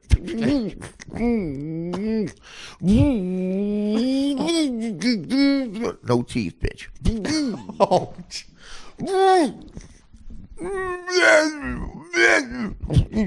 That's called the gag reflex. Customato taught me that in the shower once. Yeah, now you're getting this thermometer treatment. Ooh, look, I'm running a fever. Damn. Looks like you're shitting out your mouth. There's a big brown log coming out your mouth. Okay, I'm getting ready to spackle your face. How you feel now? Well, Mike, I gave you permission with the wink of an eye to fuck my mouth and my face. I know it. You know it. The people standing around us know it. The cameraman knows it. Which means I wanted that to happen. I want that on the record. I wanted Mike Tyson as payback for my husband, who didn't take the garbage out last night at 10:34. Instead, he took it out at 10:44, 10 minutes late, which means he missed the last garbage truck. I know it. You know it. The municipality of Southampton knows it. Long Island. We're wealthy people. I'm not going to lie to you. But I had to take the garbage out myself, showing the strength of a woman. Solidarity. I know it. You know it. And now, my big friend, Mike Tyson knows it. oh. Mike, what do you have to say to my husband? He sounds like a disgusting gutter snipe. And when I see him, I'm going to punch him in the face really hard. That's not necessary. Go ahead. That's fine. You can punch him in the face. I know it. You know it. Dr. James Naismith, who invented basketball, knows it. Go right ahead. Imagine getting a blowjob from her and she tilts her head like that. Imagine she falls to the earth like God. You got my cock in your mouth. Listen, here's why I'm upset. Because we have a committed relationship, and we promised when you were, if one of us was sucking each other's dick with, you know, you need a strap on to be the other way around. But if I was sucking your strap on, which I've done before, I've sucked a lot of strap ons. Yeah. That's right. Robin Gibbons' mother wear a strap on. She used to wear a big white strap on. Sometimes it was Hispanic if she fucked someone in the ass with him. She got a little mud on the helmet, if you know what I mean. Yeah. I used to suck Robin Gibbons' mother's strap on so I could do it and play with the balls. Some of them have balls, but it's like $14 extra to get the strap on balls. But listen, bitch, we had a rule. If you're blowing me, you don't fall through a hole. You fell through a hole, bitch. I'm calling the bullshit. 32 grand. Here's what Dan couldn't do for me, which I guarantee any millennial could do. God damn it, if I had Jake or if I had a real Sicilian, I wouldn't be in this spot. Nick had Shane, look what I got. But Shane's young. You're probably going to admit that you're great at everything else, Dan, but this is probably something for a younger person. I'm going to have to do all the heavy lifting. Explain what you did. I couldn't find a clip that you wanted. Yeah, exactly. Which is basically 90% of what you do. 90% of what you do is finding me clips. 90%. So when you couldn't find the clip, sometimes you create a great open, like sipping coffee disgustingly. He gets serious every time. Like he thinks I'm serious. The look on your face, like, man, this is so disappointing. I mean, we've talked about this in the support group. I know it. You know it. But I forget, I'm not calling you gay. I forget that you have the sensibility of a woman. You have the personality, you have the feelings of a woman, which is great. No, I don't. Yes, you do. It's so nice. It's very nice. You're very sensitive. You're I don't know what's that. You're boring. You have horrible taste in certain television. I mean, The Affair is on my DVR. What if a chick sees that? Oh my God. What if I had the millennial? I can talk with her about it. What if I had the millennial Falcon over here? Yeah, great. Then she thinks I live with a gay guy. You're talking to her about The Affair. Who is that in the other room? Oh, that's the guy who does the cable's life partner.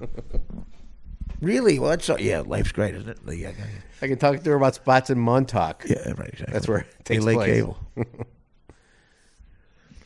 Again, you can talk about Scooter Point. Be a conversation that you have that has a point. Rarity. Sometimes when I get down comedically, I look at the picture of me and Fred Willard. And it cheers me up. It's a funny motherfucker. So, I have to watch that, Dan. I step on your toes. I'm talking about sensitivity-wise with an argument. I realize that I got to realize what's the word? The mindset of a woman, which is very difficult. The movies you worship, the endings are not acceptable to me. Love Actually. I didn't like Love Actually. How could you not like Love Actually and like the other stupid one? Naughty No. Yeah. They're both the same shit. The same formula. The best friend. And look, I've been the best friend of one of those shitty formulas. I know it. You forget, Dan. There's a lot of people who can tell you they've done everything in a positive way. I can tell you I've done everything in the negative way, which means I'm more knowledgeable. You retain more knowledge when you fail. I've done nothing but fail. On my deathbed, I will do something that failed that day. I will fail to do something that day. It could be go to the pharmacy.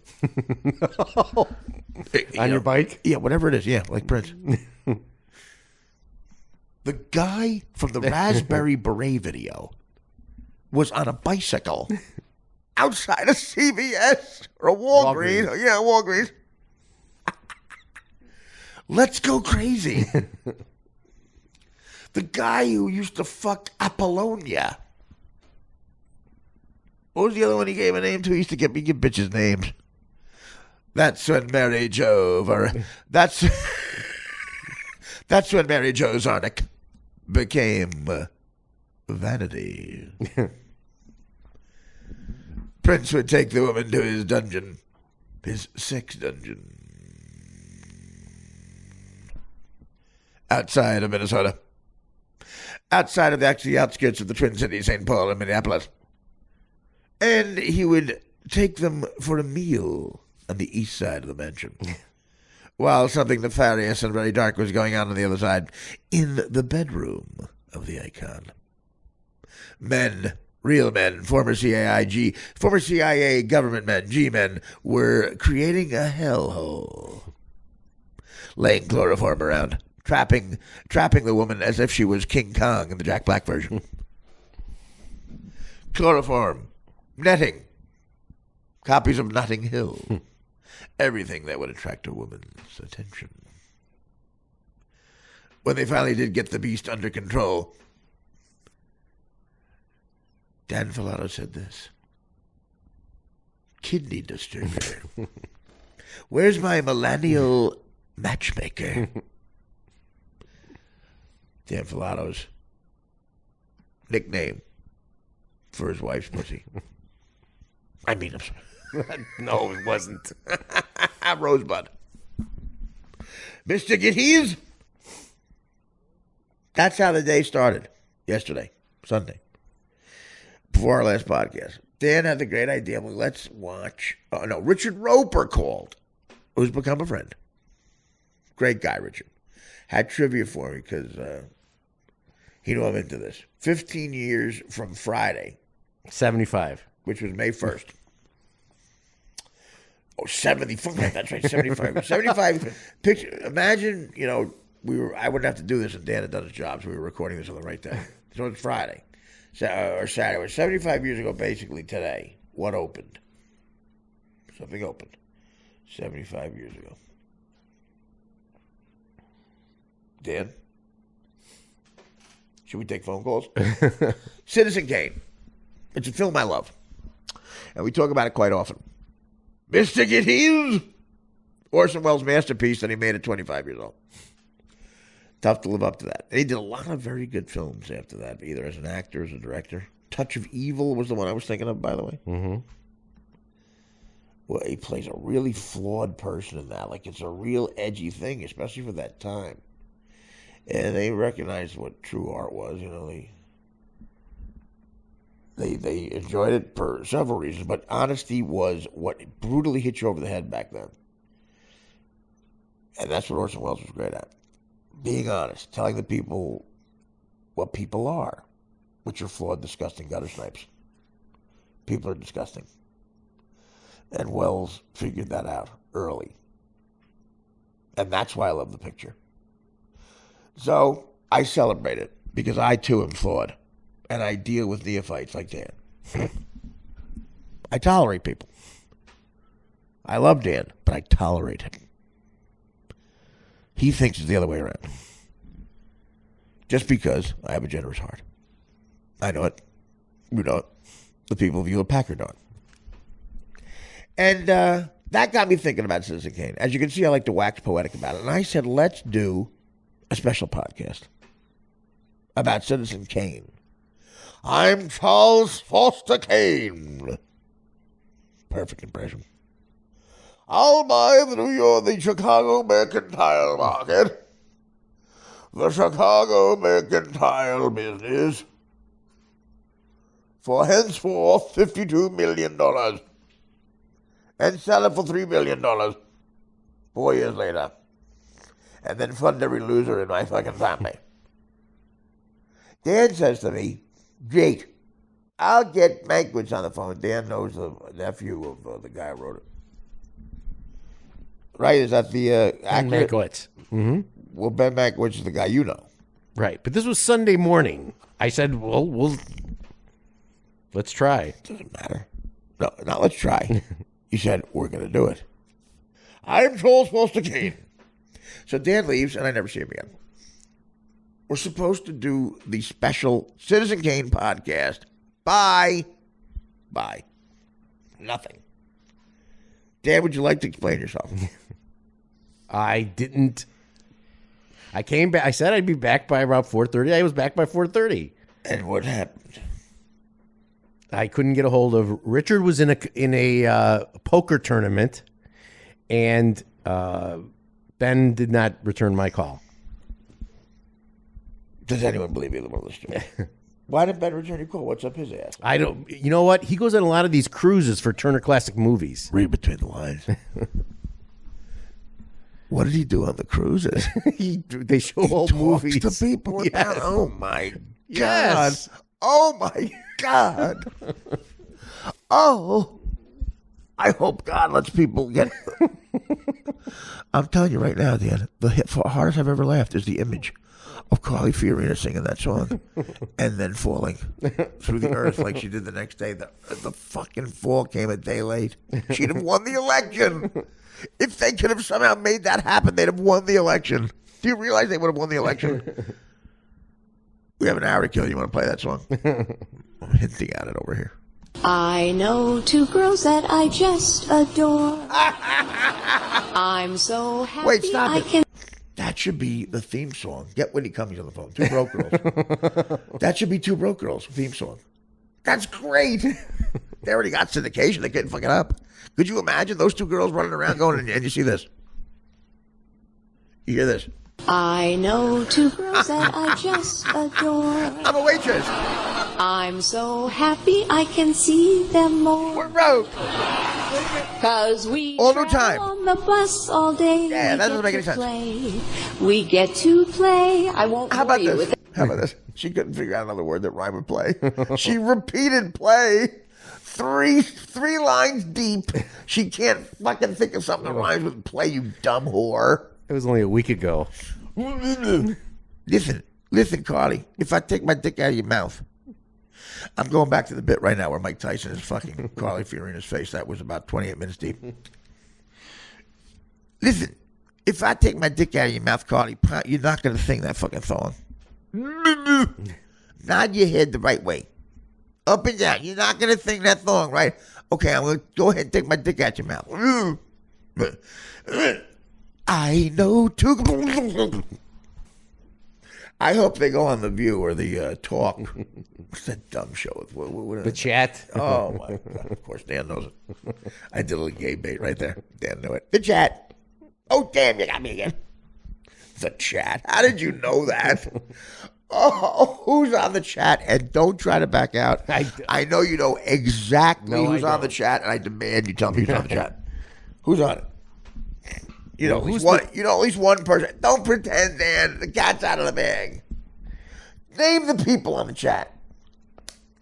Is there a show called The Chat, really? I don't know. Is there a show called The Chat? Okay, which is the one with My God, you are just so homophobic. Moonvest's wife? You're such a self-loathing gay guy. You know her name, Dan. Just say it. You know her name. There is no Chat. Don't pretend to I Google just it. made it. All right, The Talk is... You know, give The Talk, of course. He's pretending to Google it now. Even I know that. The fucking broad from King of Queens, right? Yes. She's on it. And what's her name? You know her name. Just I don't know her name. Why do you keep on? I don't know her name. Here comes the gay anger. I apologize. Okay, Julie Chen. Yeah, you knew that. Sarah Gilbert. Dude, you knew Julie Chen's name. Well, I couldn't remember if there's I thought there was The Talk. The Talk was with like black girls or something like that. Sharon Osbourne. Black girl. No, it wasn't. Wasn't there a show with black girls that talk?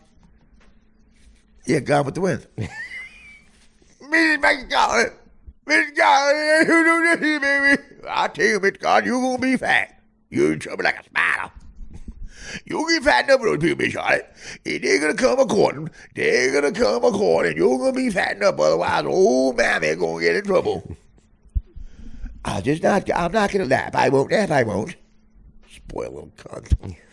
God, I wish Hattie McDaniel would have just hit her with a fucking Ted Cruz right. I don't know, Miss Scarlett. You're being real spoiled now. You better eat up, Miss Scarlett. Miss Scarlett, you better eat up, Miss Scarlett. This is something. Just like I want to say something about Mixoplex. That Jay Lennon is a musical genius, and he doesn't like Mixoplex either. Just something they don't. All right. How long has this been? 2 hours. It has? Mm-hmm. Well, let's discuss this. Exactly 2? Give me an exact. No, it's an exact. 1:58. I knew it. I knew you failed me. Okay, the other thing, I didn't even do the serious part yet. Well, we could wrap that up. Your work ethic with getting this out is terrible. You and Flippin take 14 hours. When are you going to get this out? Or you're tired. You should get some rest, seriously. Do you have the green sweatpants? All right, I'm going to do a quick thing about how you failed on the 32 grand, and then I'm trying to do the interesting part. It should take all of 10 minutes after this diabetic piss.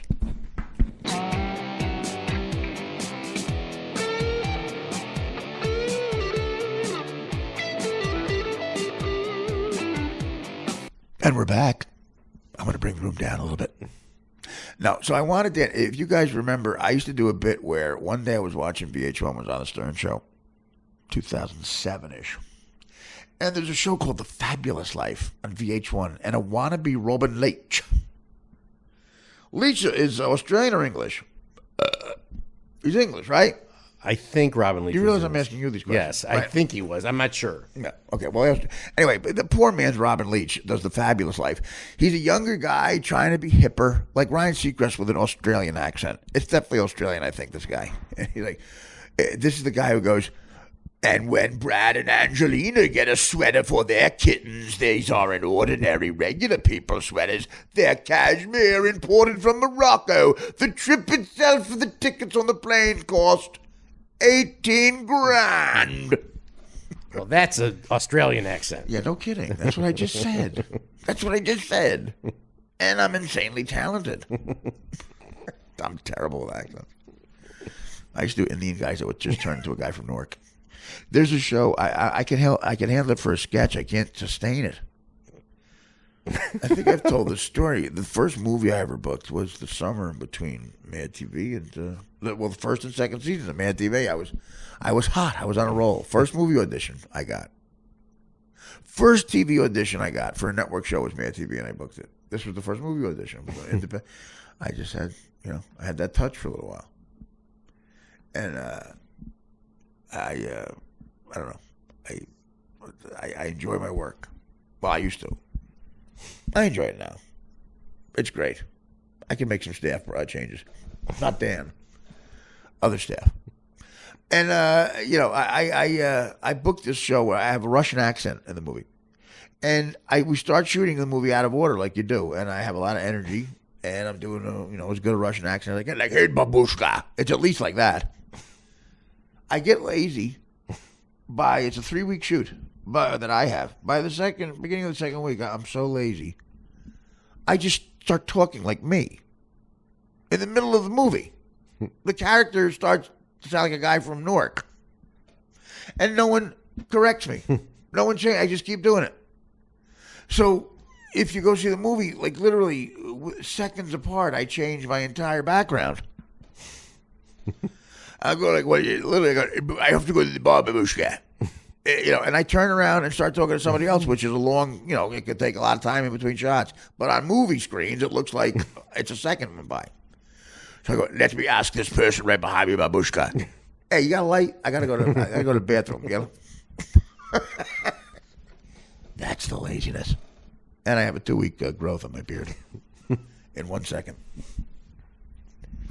Dan's all mad at me and he refuses to laugh. Like I did something to piss him off. It's exactly like a woman.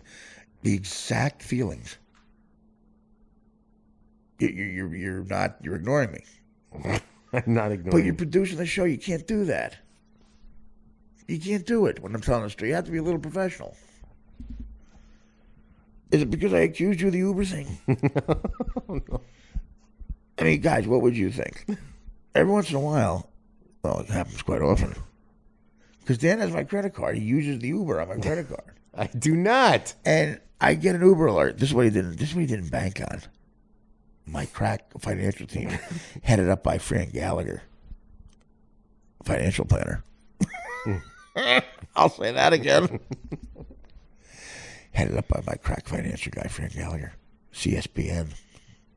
You know how people have initials after the title? Like a lawyer or CPA, whatever they'll count. It says nothing after Fran. Oh, God. My money manager doesn't say MBA. It doesn't say MBA. It says MBA futures if you bet on. Instead of saying MBA, on my account it says NBA futures. San Antonio, they're over 96. That's me. That's my life.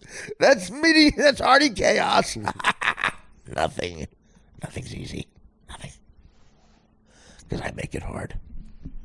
If something's good, I push it away. I'm going to quote Brian McKnight now. Look away, baby, look away. I think that was Brian Johnson. That was Chicago? It was? Isn't it? No. See me walking by. That was Boston. Baby. Poor Chicago. The guy's rotting in the ground. Look away, Chicago. Really? If you see me, look away, God. baby, look away. Oh, stop it. You're butchering it. Chi-Town. Sam Rock and Roll Hall of Fame, baby. They deserve it. They finally got in, right, the other Yep. night. So who was the class? We haven't talked about it. Cheap Trick, Chicago. I agree with it so far. Absolutely. Chicago. Deep Purple. Yep, I agree. Who else was in there? I'm missing somebody big. NWA. Yeah, NWA. That's right. Look, if you're in the rap, that's royalty. It doesn't get much better. Do you agree? Yes. Name your favorite NWA song and sing it. Go ahead. I can't tell you. So you lied. Another lie. They kind of invented the. They call him Lying Dan. Spell it with me. L-Y-I apostrophe, comma. He says apostrophe and comma. Look away. Steve Miller was another one that was inducted. I love Steve Miller, but he's odd looking. Yes, he is. And he's gotten kind of crazy. Really nuts. But I'm watching The Fabulous Life with 32 grand, and I see Howard and Beth are featured, and it's all about their dog, Bianca. Howard, anybody's a fan of the show, they got a dog, an English Bulldog. That was one of my favorite dogs on the planet. The dog just sat there. So lazy. The dog was like me. He wasn't an A personality, like his parents. So I related to the dog when it came into the studio. I got protective of it. And that's why, I detach myself. I know the difference between cum and shit. And that's probably the smartest thing someone could say about me. Artie Lang.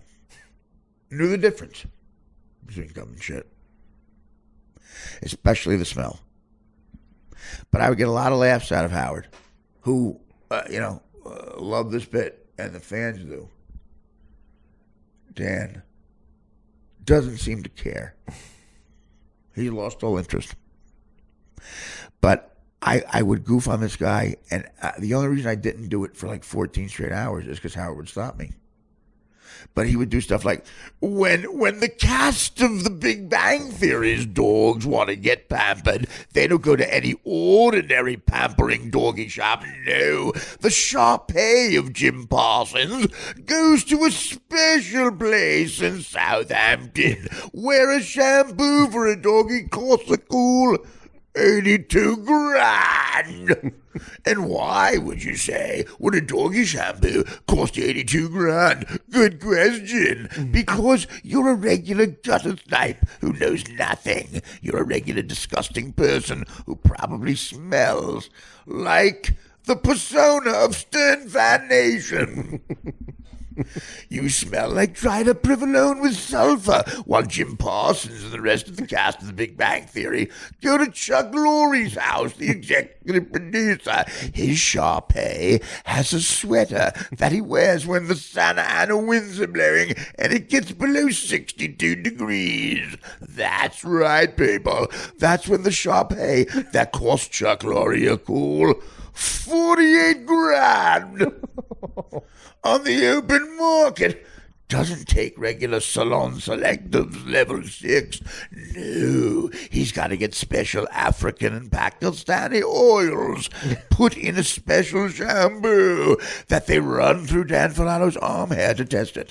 If it gets that filthy forest clean, they know it's ready. What does a bottle cost? A cool 8 grand. Now you've got traveling costs. The Salon Selectives doesn't fly coach. No, not Chuck Lorre's Salon Selectives. It flies from Kandahar and Kabul, direct flight on a private jet, next to Frank Sinatra Sr.'s veal and pepper sandwich. Now the Junior's dead. No one will occupy that seat, except maybe, you guessed it, Warren Buffett and his girlfriend.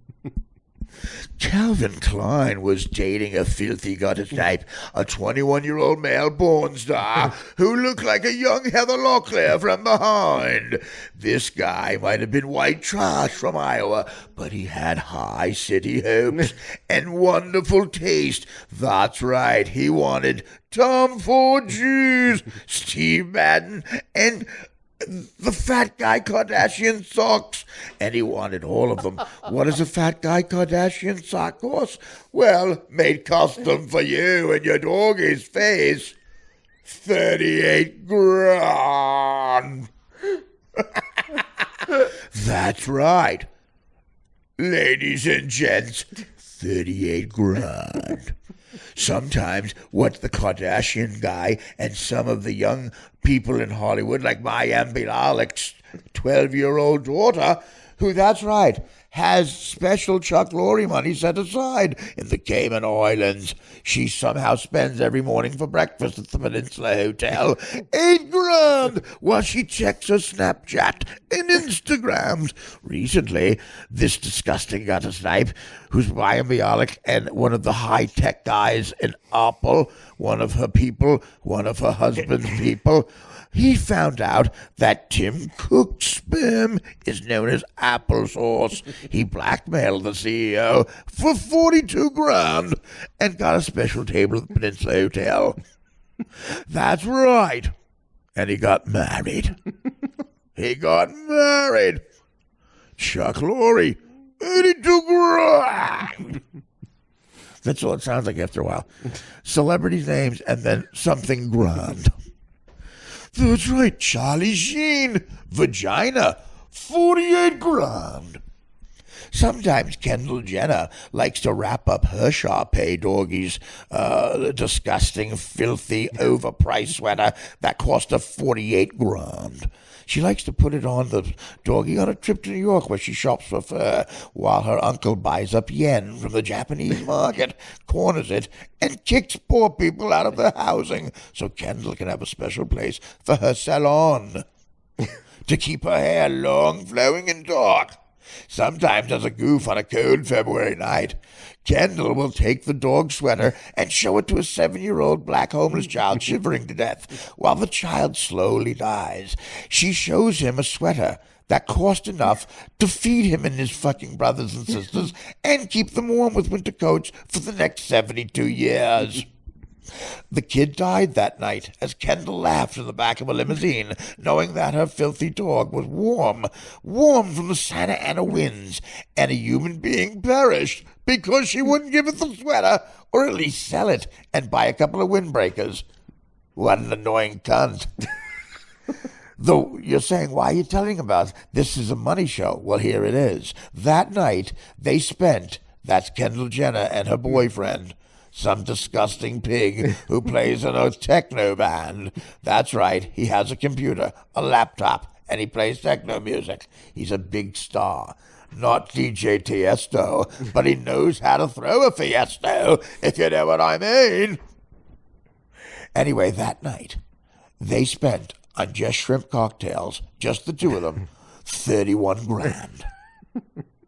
With the tip, 31 grand and $5. They know how to tip, don't they, these rich kids? That night, the homeless boy who they showed the jacket for their dog when he had no jacket on a February night and slowly watched the life leave his eyes, shivering to death, knowing their dog that would shit and eat a sneaker at the same time was warm. That night, the funeral for that boy cost 8 grand. The funeral for the boy whose life was taken by freezing air and starvation, and whose Shar-Pei he would never see because he would never be able to afford one. But the Shar-Pei of Kendall Jenner was fine. It had a sweater 6 times worth more than the funeral for this boy, who literally shivered to death. And what was Kendall and her Shar-Pei dog with the sweater doing at the time this boy took his last gasp of air for life? She was playing Twister in a huge plaza suite that was very warm, perfect room temperature. The Shar-Pei kept the sweater on in case it was chilly at night. So wonderful. It makes me sick, but who cares? I'm thoroughly insulated from that disgusting homeless life. I've decided to be a kidney disturber, if you know what I mean. 38 grams! How disgusting. How disgusting. Dogs have $7,000 sweaters. They really fucking do. They really do. You know, I was doing the math. If this law gets passed down, the transgender bathroom thing, I saw Kendall Jenner. Barack Obama talked about meeting her at the White House Correspondents' Dinner. Ugh. Okay? In the old days, John Kennedy wouldn't talk about meeting her. Something else would happen. Yeah. Yeah. I understand you're on the Big Bang Theory. And my God, my eyes were closed. That was me. I was hitting on myself. Yeah, so Barack Obama has to be all like nice. Can't fuck her. Too many people are watching. You know what happens in the old days? I'll tell you what happens. When there's just a little time, Barack Obama corners her. Looks around, gives a wink and a nod, and that's when Air Force One get Obama strange. That's what they call themselves. Goes into action. They take out every camera, every one of them, and proceed to label the phone. Everything in the room. Someone's print. To throw off the scent. And then blame it all on for just random guy or Artie's big white tits. Two handles I love. I hope one day I can give the same speech to some of your children. Mixoplex. Mixoplex and Stan. Hey, Mixoplex, are you going to go to the thing with Artie Clear? You're not? Well, I think it'll be a fun thing. Let's go to the underground with Sir Mixoplex. That takes care of the comedy portion of our show.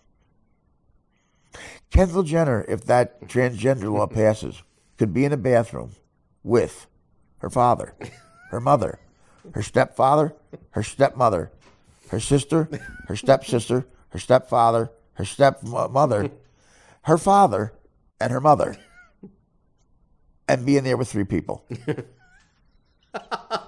Let's figure this out. So Kendall Jenner could be in a room to go to the bathroom. In the room could be, okay, Caitlyn Jenner, who's her father, but Caitlyn Jenner, who's also her mother, and Kris Jenner, who's her real mother, and the other another woman who's her stepmother, and there's a stepmother, and then yeah. It's believe me, it's a funny joke. Got to figure out the punchline. That's like Rip Taylor. It's all gay comedian. No one will get this reference. Dan probably will. He's 58. Old gay comedian Rip Taylor would say stuff like this. It's in this vein. He would say, there was an actress, Tuesday Weld. I'll give you the backstory. All right, and there was a waitress, Hal March. An actress named Tuesday Weld who was hot in the movie Thief. Did Tuesday Weld ever do it for you, Dan? Do you like her? Yes. Oh, absolutely. Yeah. Well, did you shit over her? In Thief, she was even a little long in the tooth that she was good. But what was her big thing? Well, what was her big thing? Doesn't even remember. You're lying. You don't have to overcompensate. I know you're not, probably not. Cincinnati Kid. Right. Okay. You go with it. Oh, yeah, I love Tuesday Weld. I love her. What's she done? I don't know. I mean, Tuesday. Well, the big thing is the mob stuff, you know. She was very involved in a lot of mob movies. And she was great. But there was also an actor named Hal March who had a son who was also Hal March. And it was the first time his family named a kid after the father. So it was his first junior. So Rip Taylor, a comedian. Take a sip. I got a sip of water of this because I'll end the podcast on this. That stands open. Hey, it's almost 4:20. Get the bong out. Where's Hansy? Do you think Hansy wakes up? Fuck you, Dan. Do you think Hansy wakes up at 4:20? Like, that's his only ambition. My mother made me up. My mother she didn't care. I didn't have ambition. I didn't have money. I love you, Illuminati. They're plotting against me. That's what he says. That's what he sounds like. Where can I get a job? Because I'm Pakistani. I'm brown. Yeah, that's why. Dick face. Oh, I can't wait to tell him that argument. What color shit? What colors come? Let's call him right now. Just leave it on his voicemail. I don't know. You call. You leave a racist comment. It's all racist. Because the Illuminati's racist. You're racist. Howard's racist. Fuck off. There's someone watching me right now getting paid. He thinks people want to be around him. That's his premise. Secretly, there's a group of people charging people to watch him. That's his premise. That's when people have to tie together 4 straitjackets and get him away. That picture of Hansy in the gym on the elliptical machine or whatever. I mean, the tent, like Zeppelin-ish sweatbands that you would literally park a Zeppelin into.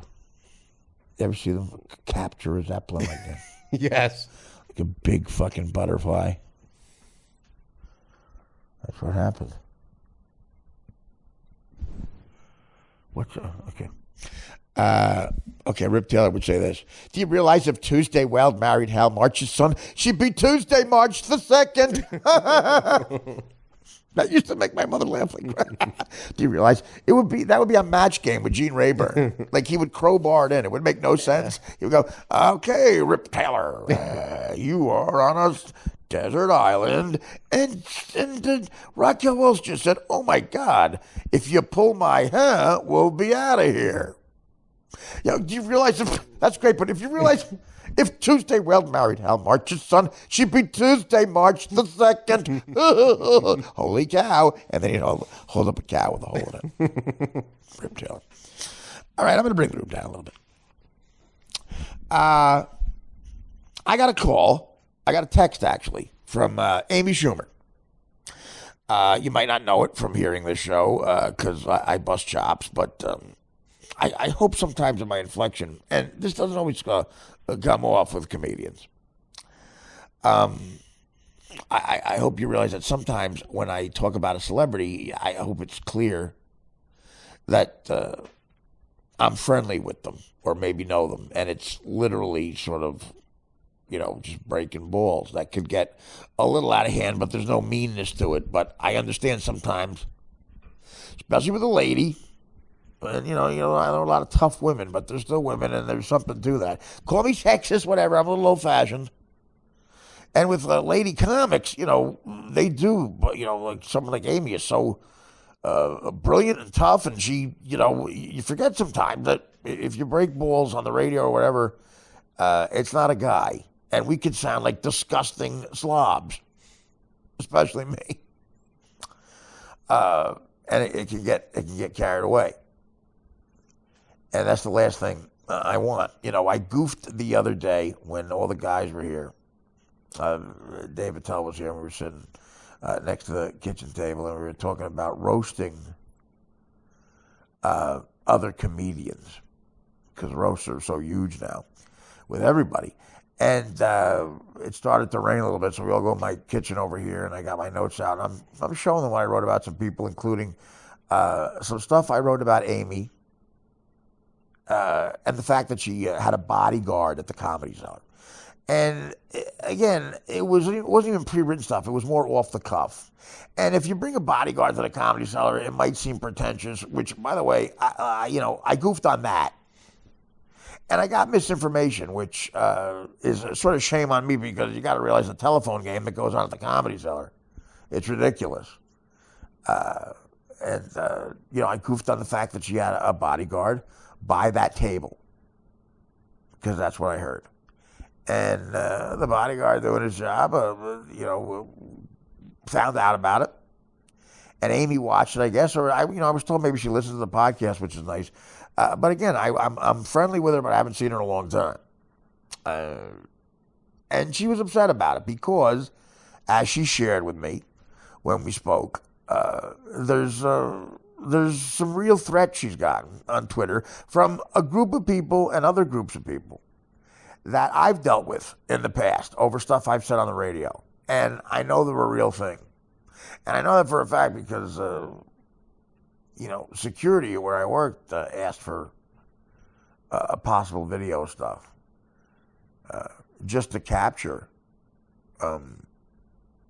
some of these people I was involved with long time ago.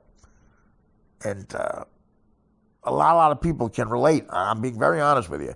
I'm not going to go any further with it, but that's why I can relate to what Amy was saying.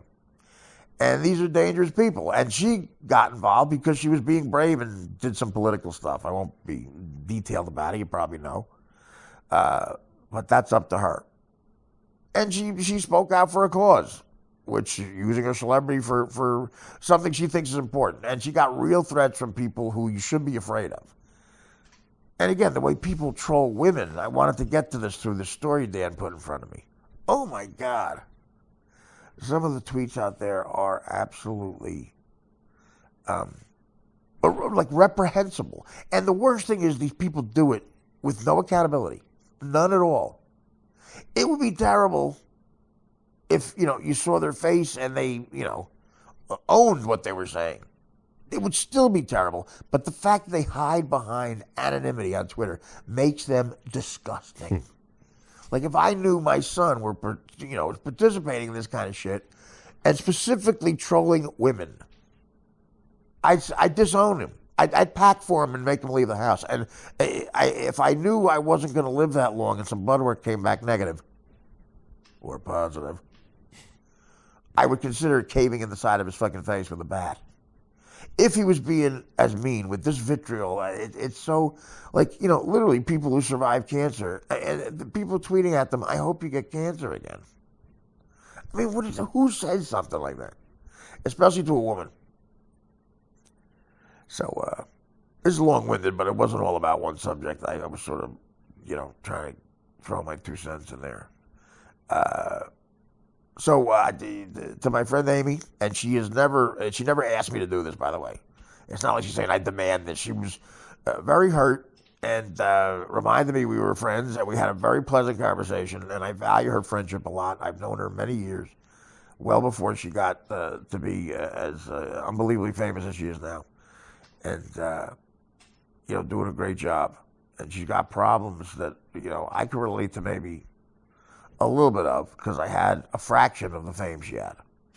And if you get a little bit of fame in this country, you get a little bit of a taste of this.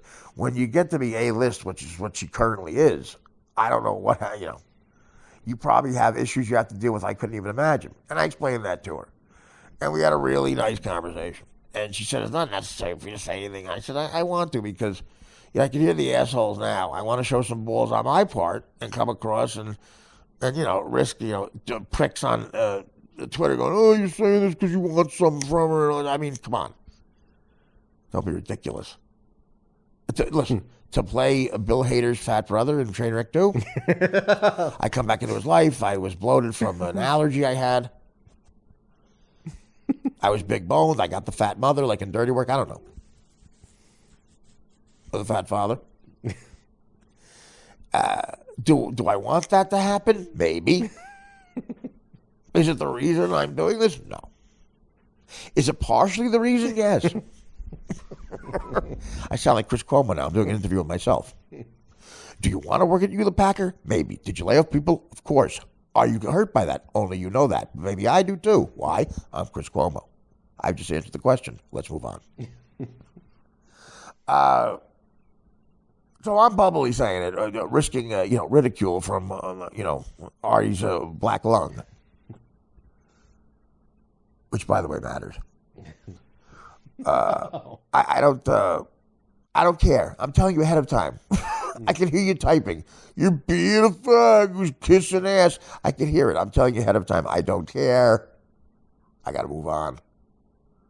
I do. I really have blood work waiting. In all seriousness, I feel bad that I made a friend of mine feel that way. The bodyguard is something she actually needs, is the point. And goofing on it was out of line. But again, you could say we're all comics and we like busting chops, but this was something I should have adjusted to. And, you know, not to sound sexist, but I think a woman deserves a little more care when it comes to breaking chops like that. And I sort of abandoned that. I just looked at it as it's funny when someone gets that big as she got it was a meteoric type of rise. I mean, very fast. Sometimes you feel like, God, I don't even know her. You just feel like, you know, all of a sudden she's just a movie star I might never see again unless, you know, I am bartending at you know, I don't know, Josh Lucas's party. I couldn't think of an actor. That might be in a movie she's in. I wish her the best, and I hope to see her again, so we made plans to have dinner. And did I ask her to bring Jennifer Lawrence? Maybe.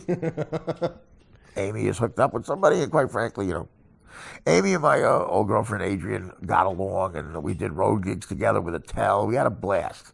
And me and Amy always laughed hard, and we're friends. And you get lost in that sometimes when someone is, you know, it goes that through the roof. That's a self-esteem issue. And for me, it's not about career, you know. Did I let it slip? I'm doing a series with Judd Apatow? Again, sure. Was it inappropriate with all of her troubles right now to bring that up? Maybe. But I did bring it up. Did I bring up the fact that there's several digital companies with big money interested in buying the podcast? Sure. I did. Was it inappropriate? I don't think so. You might. Which is why I'm where I am. And you're an asshole. Okay. That's the down portion. I love Amy. And if you're trolling around the internet, you're just a disgusting person who's done nothing in life. I've done dirty work and lost and found. Check them out on YouTube. So that's it. It's very difficult for me as a man and a comedian to apologize for anything. And it wasn't really an apology. I was trying to be, I'm terrible at stuff like that. But I'm a lot of fun at parties. At least that's what my bio says. Anyway, love you, Abe. And I love you, Dan Filato. You are a good half man. This has been 1.5 men. This was a long one. Or maybe it was a short one. We don't know what we decided. Dan, thank you. Thanks to the guests you were supposed to book that are not here.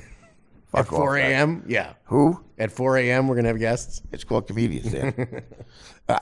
Dan, I did not get the clothes I'm wearing right now from that attitude. Okay, you want to look like this, Dan? You get a work ethic. The only time you're scheduled to work or not work is when I say so. Okay? So we have a saying in the